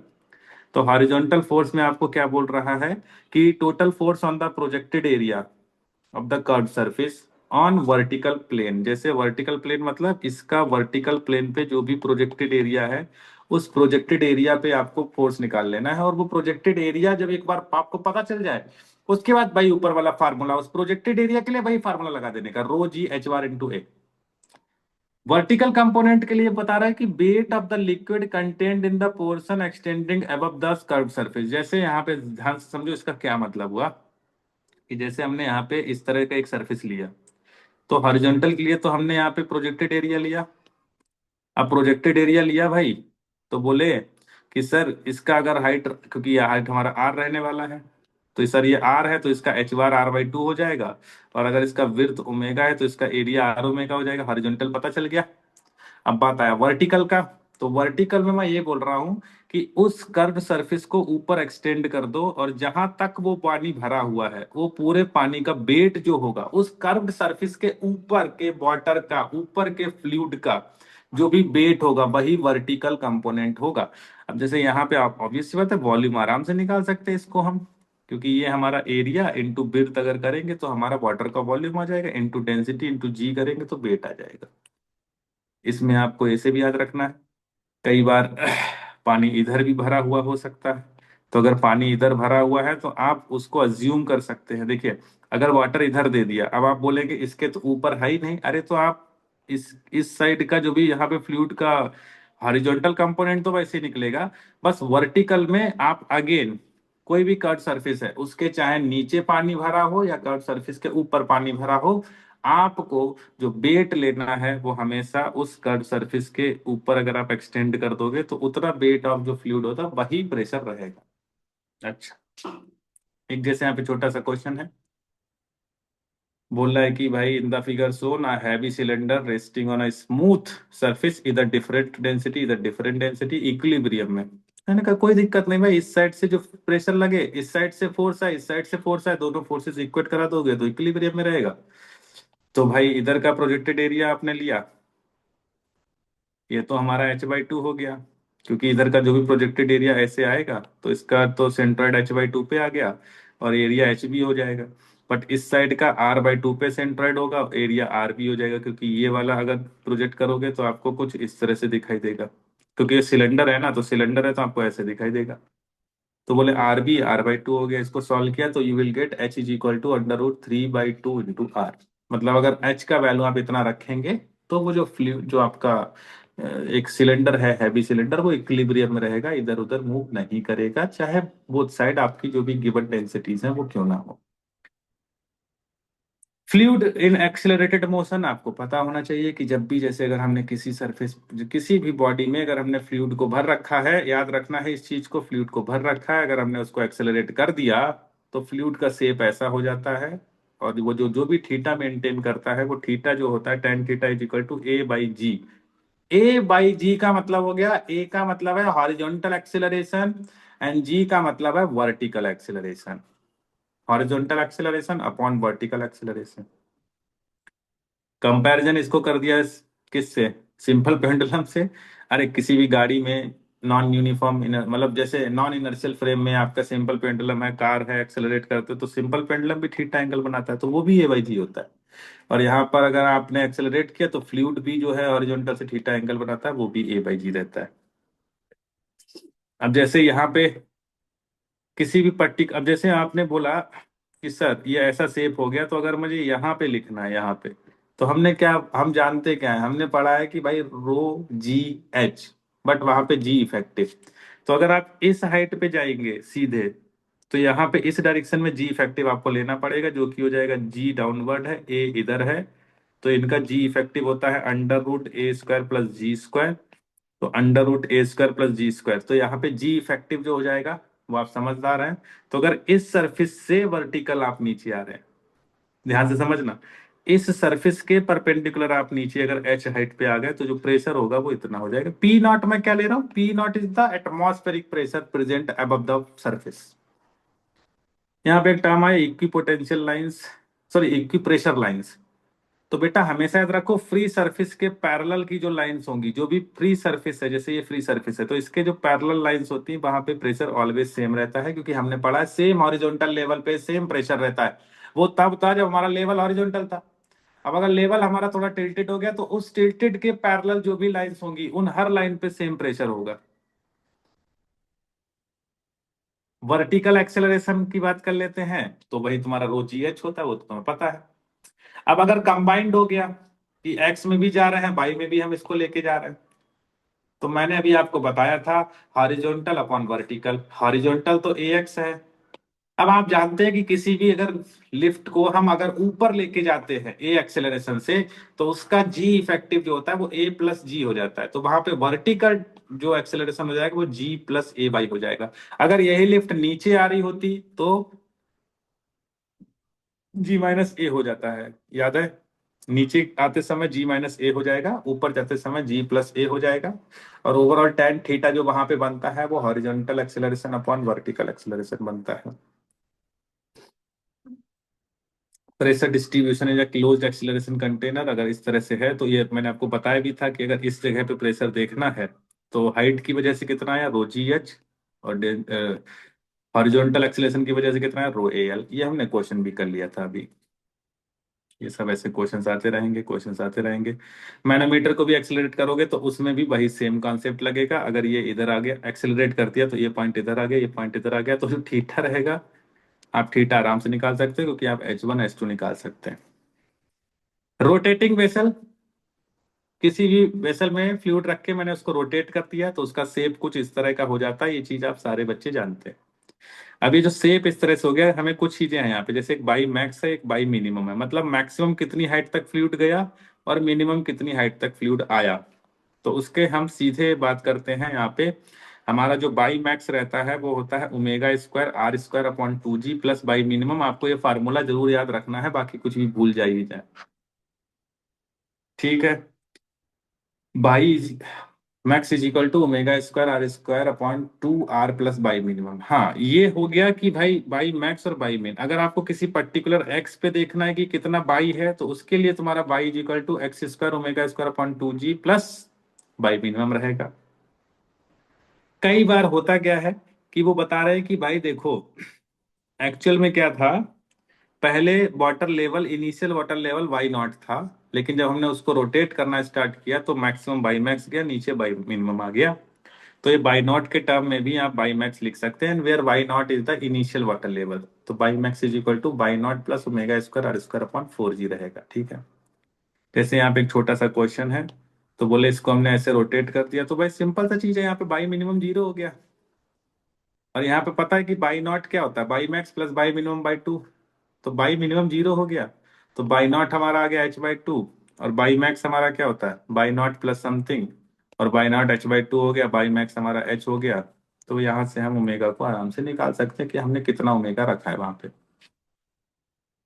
सेम केस यहाँ पे हमने पूरा एक मैनोमीटर को ही रोटेट करा दिया, तो पाथ उसमें भी पैराबोलिक ही बनेगा, उसमें टेंशन नहीं लेने का। पाथ वहां भी पैराबोलिक ही बनने वाला है, बस ऐसे जाएगा। तो आपको देख लेना कि रेडियस कितना हो गया, L हो गया। तो यहाँ पे हमने बोल दिया कि y is equal to x² ω² upon 2G, क्योंकि मैं इसी वाले पॉइंट को 0 अज्यूम कर लिया। तो इससे हमें सीधे H आ गया, निकल के H आ गया L² ω² अपॉन 2G, क्योंकि बाई मिनिमम हमने इसी पॉइंट के अकॉर्डिंग ले लिया। अगर हम यहाँ पे ले भी थे, तो वो कैंसिल आउट ही हो जाता है, क्योंकि हमको तो खाली ये वाला हाइट ही पूछा है, बाई मैक्स माइनस बाई मिन पूछा था। नेक्स्ट, तो ये बात हो गई हाइड्रोस्टेटिक प्रेशर और ये सारी चीजों की। नेक्स्ट इसमें चीज आती है आर्किमिडीज प्रिंसिपल। आर्किमिडीज प्रिंसिपल बताते हैं कि किसी भी बॉडी को पार्शियली या फिर फुल्ली डिप करते हैं फ्लूइड के अंदर, तो फ्लूइड उस बॉडी पर एक अपवर्ड फोर्स एक्सर्ट करता है and that force is known as buoyancy force. ठीक है, इसको हम इफेक्ट बॉयंसी बोलते हैं। तो पहली चीज तो ये है कि भाई जो भी अपवर्ड फोर्स आएगा वो हमेशा वेट ऑफ फ्लूइड डिस्प्लेस के इक्वल होता है। Always weight of fluid displace के इक्वल होता है, मतलब किसी भी बॉडी पर जो फ्लूइड अपवर्ड फोर्स अप्लाई करेगा वो वेट ऑफ फ्लूइड डिस्प्लेस्ड के इक्वल हो जाएगा। ये चीज को आपको बड़े ध्यान से याद रखना है, ठीक है। तो ये सब वही लिखा भी है यहाँ पे, वो सब चीजें हैं फालतू की हैं, उनको थोड़ा पढ़ लेंगे। सेंट्राइड, सेंटर ऑफ ग्रेविटी, ये सब आप जानते हैं। सेंटर ऑफ बॉयंसी भी जानते होंगे। सेंटर ऑफ बॉयंसी मतलब जिस जगह पे बॉयंसी फोर्स एक्ट करता है, और बॉयंसी फोर्स कहाँ पे एक्ट करेगा, जैसे एक बॉडी थी तो जो भी फ्लूइड डिस्प्लेस्ड है उसके सेंटर ऑफ ग्रेविटी पे एक्ट करता है। बॉयंसी जो फोर्स होता है वो फ्लूइड डिस्प्लेस का सेंटर ऑफ ग्रेविटी जो होगा वहां पे एक्ट करेगा। उसको बॉडी के सेंट्रॉइड उससे नहीं मतलब है, उस बॉडी की वजह से कितना फ्लूइड डिस्प्लेस हुआ, तो जो भी पार्ट फ्लूइड का डिस्प्लेस हुआ उसके सेंटर ऑफ ग्रेविटी पे बॉयंसी फोर्स एक्ट करता है। कंडीशन फॉर फ्लोटिंग हम जानते हैं। फ्लोट कब करेगा, जब बॉडी का डेंसिटी फ्लूइड की डेंसिटी से कम होगा। अगर बॉडी का डेंसिटी फ्लूइड से ज्यादा हो जाएगा तो फिर वो फ्लोट नहीं कर पाएगा। बोले कि भाई फ्रैक्शन ऑफ सबमर्जेंस सर क्या होता है। फ्रैक्शन ऑफ सबमर्जेंस का मतलब होता है वॉल्यूम सबमर्ज्ड, कितना वॉल्यूम सबमर्ज्ड है और कितना टोटल वॉल्यूम है बॉडी का। तो अगर ऐसा कुछ पार्शियल फिल्ड बॉडी है जो डिप कर रखी है, फ्लोट कर रही है, तो यहाँ पे बेटा ध्यान से देखेंगे कि फॉर फ्लोटिंग बॉडी आप जानते भी है कि weight of the body should be equal to buoyancy force, तभी मतलब वो फ्लोट कर पाएगा ना। जितना डाउनवर्ड फोर्स है उतना ही अपवर्ड फोर्स होना चाहिए। तो weight of the body should be equal to buoyancy force. अब वेट ऑफ द बॉडी हम पूरा density of body, volume of body into G कर देंगे। बट अगर हम बॉयंसी की बात करेंगे तो वहां पे हमेशा मैंने क्या बोला था, फ्लूइड डिस्प्लेस्ड का आपको वेट निकालना। तो फ्लूइड डिस्प्लेस कितना होगा, जितना वॉल्यूम सबमर्ज हुआ। बट वो फ्लूइड का वेट लिख रहा हूं तो वहां पे डेंसिटी फ्लूइड की आएगी। तो बॉयंसी फोर्स लिखते समय आपको याद रखना है density of fluid into volume submerged into G आपको रखना पड़ेगा। तो यहां से आपको क्या मिलेगा भाई, rho B upon rho F is equal to B S upon B F. और आपको पता है कि यही आपका क्या है, फ्रैक्शन ऑफ वॉल्यूम सबमर्जेंस। तो आप यहाँ पे सीधे समझ पाएंगे कि अगर आपको फ्रैक्शन ऑफ वॉल्यूम सबमर्जेंस निकालना है कि कितने परसेंट वॉल्यूम जो है बॉडी का उस फ्लूइड के अंदर डिस्प्लेस मतलब सबमर्ज है, तो वो परसेंटेज आप यहाँ पर निकाल पाएंगे, जो कि है F percent is equal to rho B upon rho F into 100। ठीक है।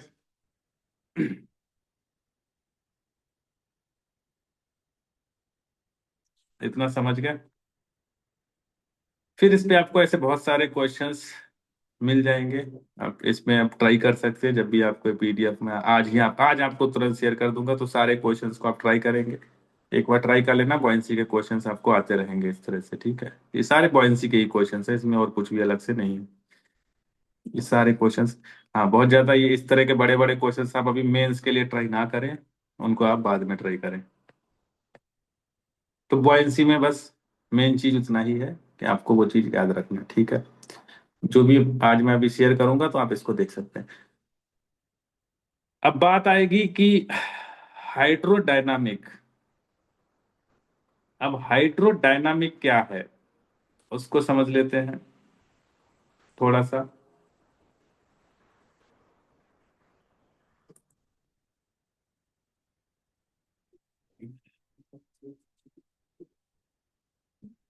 अब देखिए हाइड्रोडायनामिक में आपको कुछ चीजें दिखेंगी कि स्टेडी अनस्टेडी फ्लो, ये सब चीजें आप पढ़ लेना, इसमें से थियरी पढ़ लेना, ये सब मैं आपको शेयर कर दूंगा। स्टेडी अनस्टेडी फ्लो क्या होता है, कंप्रेसिबल इनकंप्रेसिबल फ्लूइड क्या होता है, लैमिनार टर्बुलेंट क्या होता है, पढ़ने की बहुत ज्यादा ऐसे जरूरत है नहीं।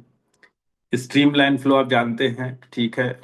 लेयर बाय लेयर फ्लो होता है। पाथ लाइन क्या होता है, स्ट्रीम लाइन क्या होता है। हाँ, ये अब बेसिक चीज ये है, आपको वॉल्यूम फ्लो रेट पता होना चाहिए कि जो वॉल्यूम है पर यूनिट टाइम कितना फ्लो कर रहा है।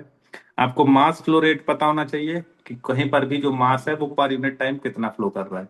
हाँ, मास फ्लो रेट को आप क्या लिखेंगे, अब मास है तो इसको आप डेंसिटी इंटू वॉल्यूम लिखेंगे, और वॉल्यूम फ्लो रेट को आप क्यू मतलब डिस्चार्ज लिख सकते हैं उसको।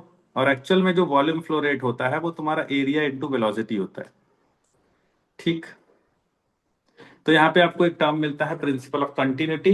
प्रिंसिपल ऑफ कंटिन्यूटी क्या बोलता है भाई, कंजर्वेशन ऑफ मास, बस इसमें लगता है तुम्हारा। ठीक है, कंजर्वेशन ऑफ मास लगता है यहाँ पे। तो भाई अपन लोगों को देखना है कि जितना मास पर यूनिट टाइम में एंटर करेगा उतना ही मास पर यूनिट टाइम में बाहर निकलेगा।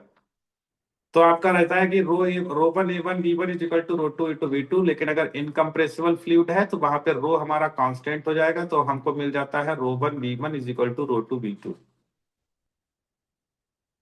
इस तरह के पाइप के लिए भी लगाते हैं। और पता है आपको मेंस में इस तरह से आपसे क्वेश्चंस भी इस तरह से भी आपसे क्वेश्चंस पूछ लेता है कई बार, ऐसे पाइप पाइप बना के। तो आपको पता है इन वाले एक साइड लिखने का और आउटसाइड वाला अलग एक साइड लिख लो। इन इज इक्वल टू आउट, बस।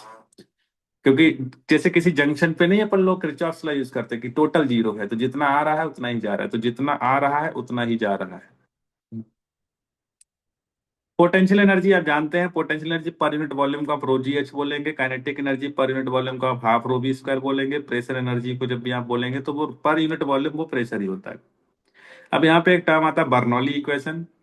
पूरे डेरिवेशन से मुझे कोई लेना देना नहीं है।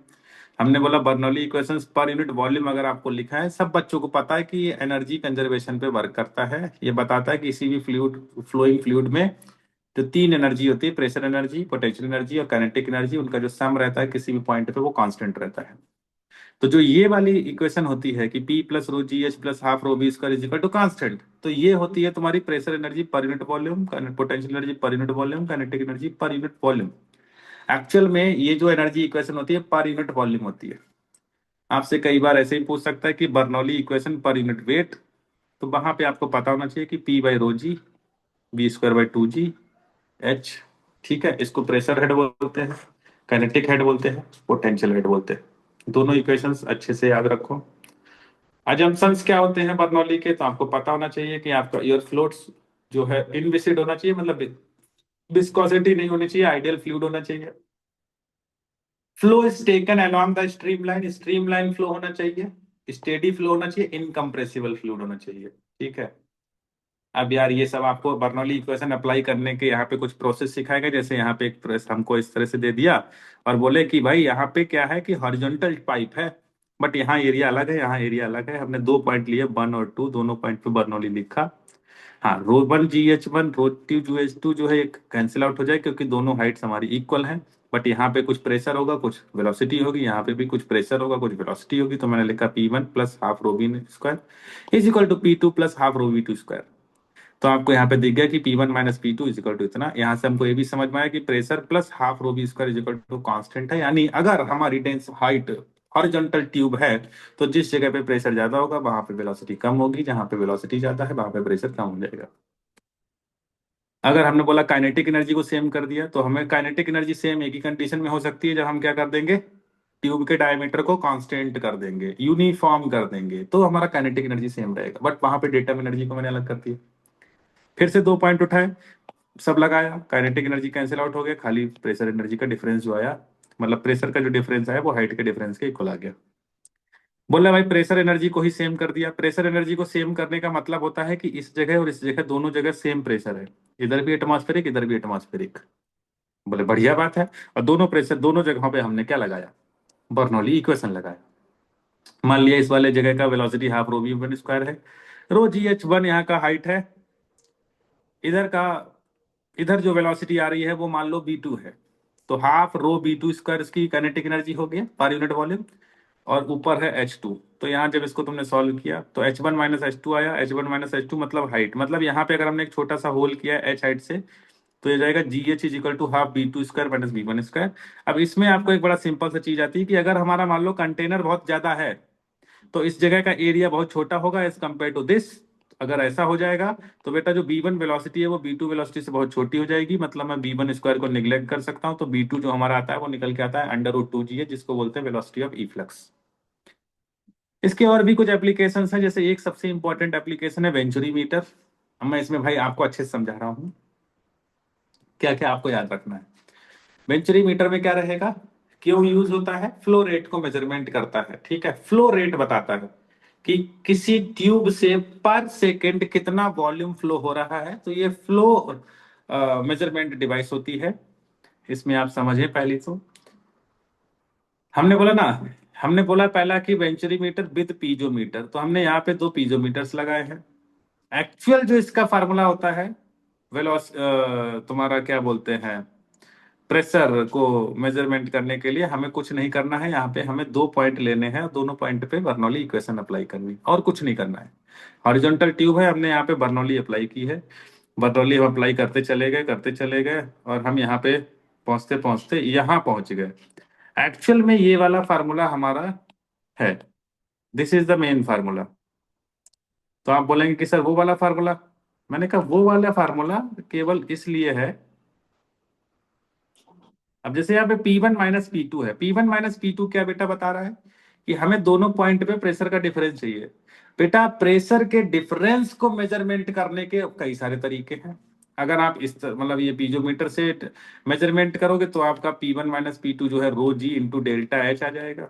तो रो जी इंटू डेल्टा मतलब P1 माइनस P2 की जगह रो जी इंटू डेल्टा एच लिख सकता हूँ, रो से रो कैंसिल आउट हो गया, तो ये आ गया। और यहाँ पे बस डेल्टा एच हमारा क्या है, पीजोमीटर हेड डिफरेंस, दोनों पीजोमीटर में हेड का डिफरेंस। लेकिन अगर मान लो वही चीज हम मैनोमीटर की हेल्प से करेंगे तो मैं P1 और P2 दोनों का डिफरेंस जो है, P1 और प्रेशर का जो डिफरेंस है वो मैनोमीटर के टर्म में आएगा इस तरह से।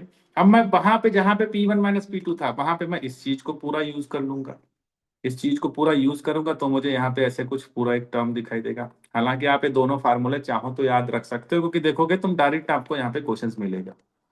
डिस्चार्ज का फार्मूला है A1 A2 under root 2G delta H upon under root A1 square minus A2 square and under root rho M minus rho upon रो।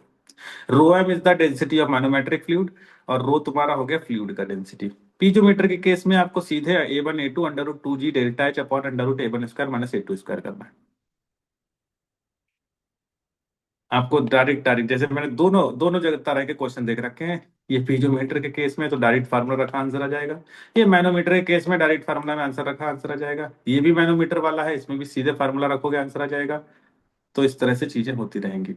फिर यहाँ पे आपके पास एक छोटी सी डिवाइस और आती है जिसको बोलते हैं पिटॉट ट्यूब। पिटॉट ट्यूब क्या करता है, ये फ्लो रेट गैसेस के लिए यूज होता है, क्योंकि गैस में क्या होता है अगर आप वेंचुरी से पास करोगे तो बीच में डेंसिटी चेंज हो जाएगी, अगर डेंसिटी चेंज हो गई तो फिर हमारा बर्नौली इक्वेशन एप्लीकेबल नहीं रहेगा, क्योंकि बर्नौली का अजम्पशन क्या था कि फ्लो शुड बी इनकम्प्रेसिबल, ठीक है। तो पिटॉट ट्यूब हमने यूज किया। पिटॉट ट्यूब में क्या होता है कि भाई यहाँ पे एक फ्लूइड मैनोमीटर हमने लगा दिया, इसमें मैनोमीटर फ्लूइड था। अब होता क्या है, ऐसे इसमें से गैस आती है और गैस यहाँ पे फंस जाती है, मतलब ये वाले मॉलिक्यूल स्टेशनरी हो जाते हैं और यहाँ पे मॉलिक्यूल मोशन में है। अब मतलब सिंपल सा चीज हम जानते हैं कि जहाँ पे वेलोसिटी कम हो जाएगी वहां पे प्रेशर बढ़ जाता है, तो इस साइड प्रेशर इंक्रीज हो जाता है, इस साइड प्रेशर कम रहता है, तो ये मैनोमेट्रिक फ्लूइड इस तरह से चढ़ जाता है। और फिर से हमने 1 और 2 पॉइंट पे बर्नौली लगाई है, 1 और 2 पॉइंट पे बर्नौली लगा दी है, और P1 और P2 तो अपन लोग लिख ही सकते हैं। 1 2 पॉइंट पे हमने बर्नौली लगाई, P1 P2 का डिफरेंस लिखा, तो मुझे वहां से V मिल गया अंडर रूट 2G H रो एम माइनस रो अपन रो। तो डिस्चार्ज भी आ गया मेरा एरिया इंटू वॉल्यूम, मतलब एरिया इंटू वेलोसिटी। तो एरिया इंटू वेलोसिटी से मुझे क्या आ गया, डिस्चार्ज आ गया, जो किया जाएगा A under root 2GH into rho M minus rho upon rho, ठीक है। फिर इसमें भी वही कि कुछ क्वेश्चंस आपको मिल जाएंगे, आप क्वेश्चंस चाहेंगे तो आप क्वेश्चन इसमें देख सकते हैं, बट बहुत टफ क्वेश्चन करने की कोई ऐसी रिक्वायरमेंट है नहीं। अब जैसे यहाँ पे ये वाला एक क्वेश्चन है उसको देख लेते हैं। बोल रहा है हमारे पास यहाँ पे रो 1 है, यहाँ पे रो 2 है, यहाँ पे B1 वेलोसिटी से फ्लो कर रहा है, यहाँ पे B2 वेलोसिटी से फ्लो कर रहा है, तो दोनों का इफ B1 और B2 का रिलेशन बताना है। तो कुछ नहीं, पहले होल के लिए तो आपको कुछ करना ही नहीं है, फर्स्ट होल के लिए केवल ऊपर एक सिंगल फ्लो है। भाई ऊपर वाली जगह पे अगर आप देखोगे तो केवल और केवल एक सिंगल फ्लूइड है, तो सिंगल फ्लूइड है तो उसका तो वेलोसिटी ऑफ रिफ्लेक्स कितना था, under root 2GH, under root 2GH। हाँ, इस वाले के लिए H/2 हो जाएगा, तो पहले होल से तो इतना हो गया। अब सेकेंड होल से जब आप करेंगे तो आप बर्नौली अप्लाई कर लो। कैसे, आप बोले कि हमने पहला फ्लो हटा दिया, मतलब फ्लूइड हटा दिया, हाँ उस फ्लूइड का प्रेशर यहाँ जरूर मैंने दिखा दिया। अब मैं 3rd पॉइंट और 2 पॉइंट पे बर्नौली अप्लाई कर दिया, तो 3rd पॉइंट पे प्रेशर कितना है, इतना, सर मान लो यहाँ का वेलोसिटी कितना है, इतना, बट हमने क्या कर लिया, वेलोसिटी को जीरो ज्यूम कर लूंगा क्योंकि वहां पे एरिया बहुत ज्यादा एज कंपेयर टू दिस। तो वेलोसिटी उधर जीरो हो गया, और ये हमारा एच है, तो एच हमारा टू, क्योंकि हमारा यहाँ पे डेंसिटी टू रो है तो रो जी एच होता है, तो टू रो इंटू जी, और हाइट कितना है एच बाई टू, तो ये पोटेंशियल एनर्जी हो गया। फिर से आ गए तो यहाँ पे प्रेशर सर बाहर पी नॉट है, मान लो यहाँ का वेलोसिटी इतना है, कितना हाफ रो बी स्क्वायर होता है, तो रो की जगह टू रो रख दिया वी। और सर हमने इसी को रिफरेंस लाइन लिया था, तो अगर इसको मैंने रिफरेंस लाइन लिया तो यहाँ पे प्रेशर क्या हो जाएगा, तुम्हारा पोटेंशियल एनर्जी जीरो हो जाएगा। बहुत बढ़िया बात है, पी नॉट कैंसिल आउट हो गया, तो यहाँ से तुमने बी नॉट निकाला जो कि है under root two G H, under root two G H आ गया। तो हमने बोला कि B two upon B one का मैं रेशियो भी ले सकता हूँ, बी वन हमारा ये है, बी टू ये है। आप अगर बर्नौली इक्वेशन आपको अप्लाई करना आता है, और बर्नौली में कुछ नहीं लिखना है आपको, प्रेशर लिखना है, वेलोसिटी लिखना है और पोटेंशियल लिखना है बस। पोटेंशियल लिखने के लिए आपको एक रिफरेंस लाइन सेट करनी पड़ेगी कि आप कहाँ से पोटेंशियल को देख रहे हैं।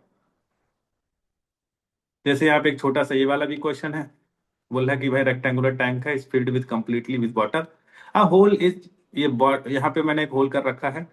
तो वेलोसिटी और एच में आपको रिलेशन बताना है, लेकिन अब यहाँ पे याद रखना है कि जो भी वेलोसिटी, जैसे v इज इक्वल टू, तुम बोलते हो कि under root two G H है, बट यहाँ पे ये वाला एच है, वो एच ये होता था, तो इस एच के साथ बनाना है। हालांकि तुम लोग जानते हो स्ट्रेट लाइन तो वैसे ही नहीं होगा, और इनिशियल वेलोसिटी जीरो नहीं, इनिशियल वेलोसिटी मैक्सिमम होगी। अरे जब सबसे ज्यादा हाइट होगा तो वहां सबसे ज्यादा फ्लूइड निकल रहा होगा, धीरे धीरे धीरे धीरे धीरे धीरे जैसे जैसे हाइट बढ़ती चली जाएगी, जैसे जैसे हाइट बढ़ती चली जाएगी, इसकी वेलोसिटी कम होती चली जाएगी। तो यहाँ पे ए वाला ग्राफ आ जाएगा हमारा।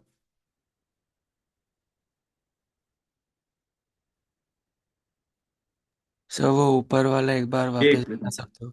ये, हाँ सर, आपने जो भी बताया। अरे इसमें देखो, तुम्हें, तुमको ये पता है, देखना, जैसे यहाँ पे होल है, अगर मान लो ये बाई है, तो यहाँ से वेलोसिटी कितना निकल रहा है, v is equal to under root two G y होता है। Yes sir. अब जैसे जैसे अब बाई, तो बाई अगर मैक्सिमम है तो एच का वैल्यू जीरो है, क्योंकि एच तो यहाँ से हाइट था ना, ऊपर कितना इम्पटी हो रहा है वो। तो जब एच जीरो है तो वेलोसिटी उस टाइम पर मैक्सिमम होगा, क्योंकि बाई की वैल्यू मैक्सिमम है। अब जैसे जैसे एच बढ़ना चालू करेगा बेटा, बाई की वैल्यू डिक्रीज होना चालू हो जाएगी। हाँ सर। तो बाई डिक्रीज होगा, एच बढ़ेगा, मतलब जैसे जैसे एच बढ़ेगा बाई डिक्रीज होगा, मतलब वेलोसिटी क्या होती जाएगी, कम होती चली जाएगी। तो जैसे जैसे आप एच बढ़ाओगे वेलोसिटी कम होती चली जाएगी। बोलो, यस सर, समझो। समझ गए ना। एक जैसे इस तरह का क्वेश्चन है इसमें कि in the given situation what should be the minimum, what should be the minimum horizontal acceleration given to the vessel so that liquid does not come out of the hole, यहां से बाहर ना आए। अरे तो सिंपल सा चीज है, हम इतना हॉरिजॉन्टल इसको स्पीड देंगे कि इसका लिक्विड का शेप कुछ ऐसा हो जाए, इस तरह से हो जाए ना, बोलो ऐसे। तो बस यहां से शेप ऐसा हो गया तो ये वाला जो भी वाटर है वो इधर आ जाएगा, और बाकी फिर आपको पता है ये थीटा क्या होता है, ए बाई जी होता है, और टेन थीटा हमारा टू एच अपॉन एल हो गया, तो वहां से A is equal to G into two H upon L हो जाएगा। ठीक है। एक इसमें ये टॉपिक आता है कि अगर किसी भी भरे हुए टैंक को आपको खाली करना है कंप्लीट, तो कितना टाइम लगेगा।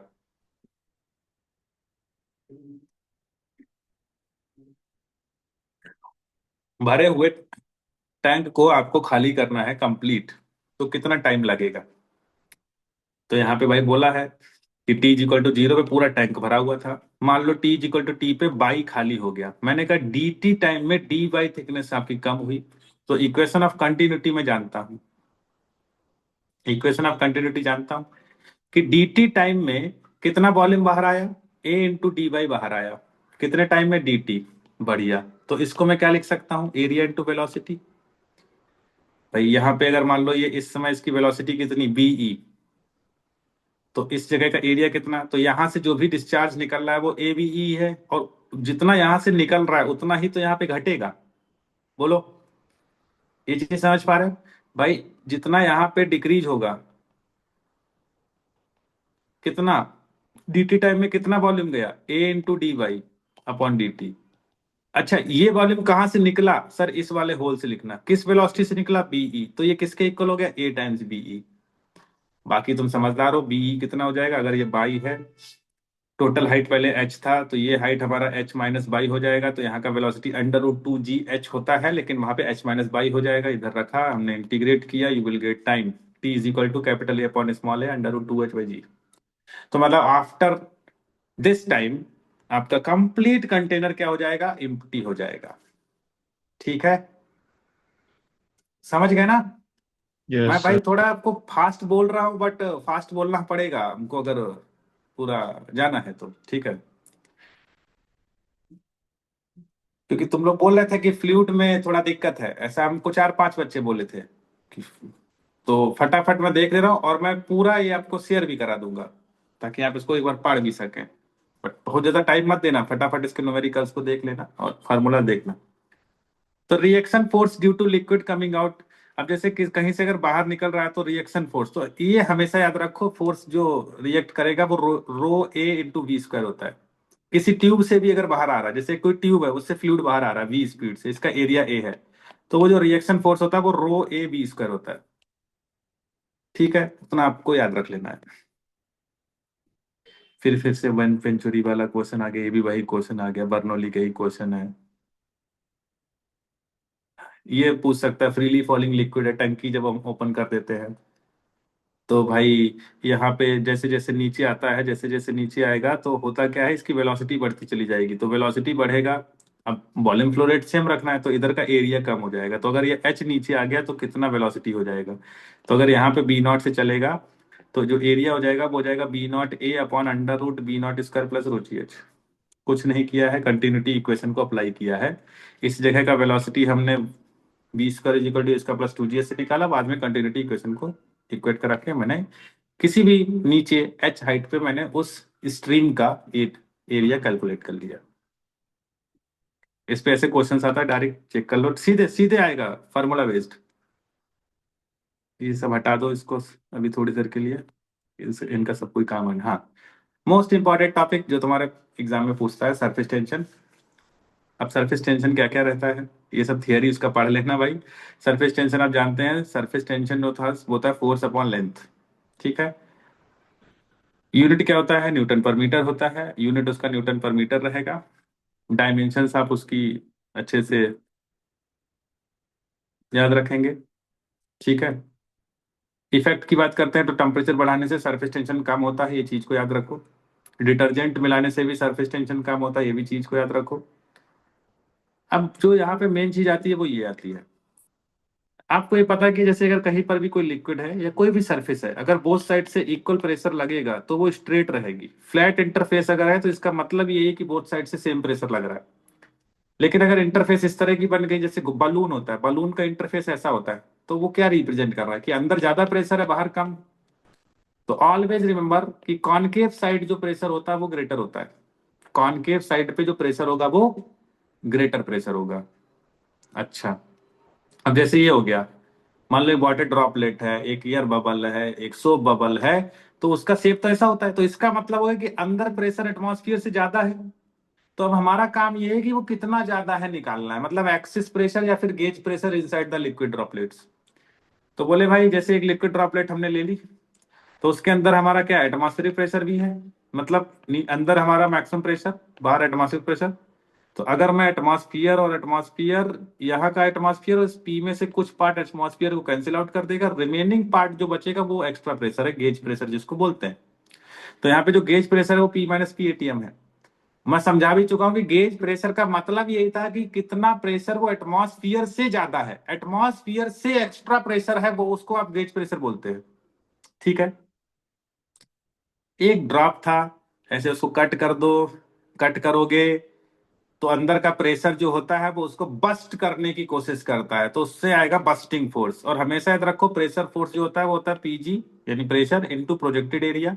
अब आप जानते हैं अगर ये स्फीयर है तो इसका प्रोजेक्टेड एरिया क्या होगा, एक सर्कल होगा, तो सर्कल एरिया हो गया πr²। तो उसका बस्टिंग फोर्स मतलब जो उस बबल को, जो उस ड्रॉपलेट को, जो सो बबल को बस्ट करने की कोशिश कर रहा है, वो फोर्स आ गया pg × πr²।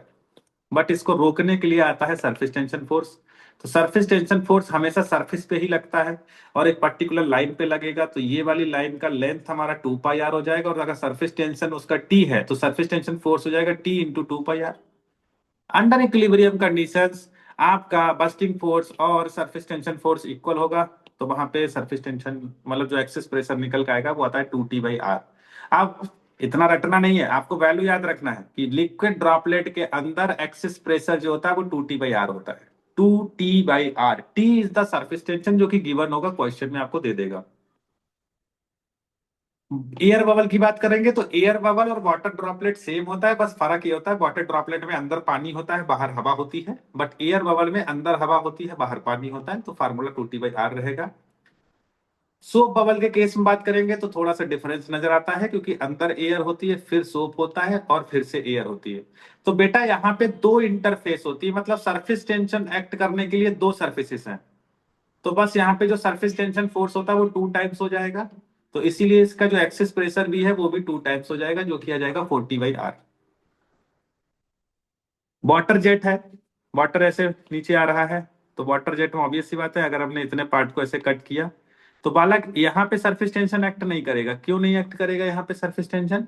क्योंकि भाई इसके ऊपर तो पानी ही है, इसके नीचे भी पानी है, तो सरफेस टेंशन केवल इस सरफेस पे एक्ट करेगा।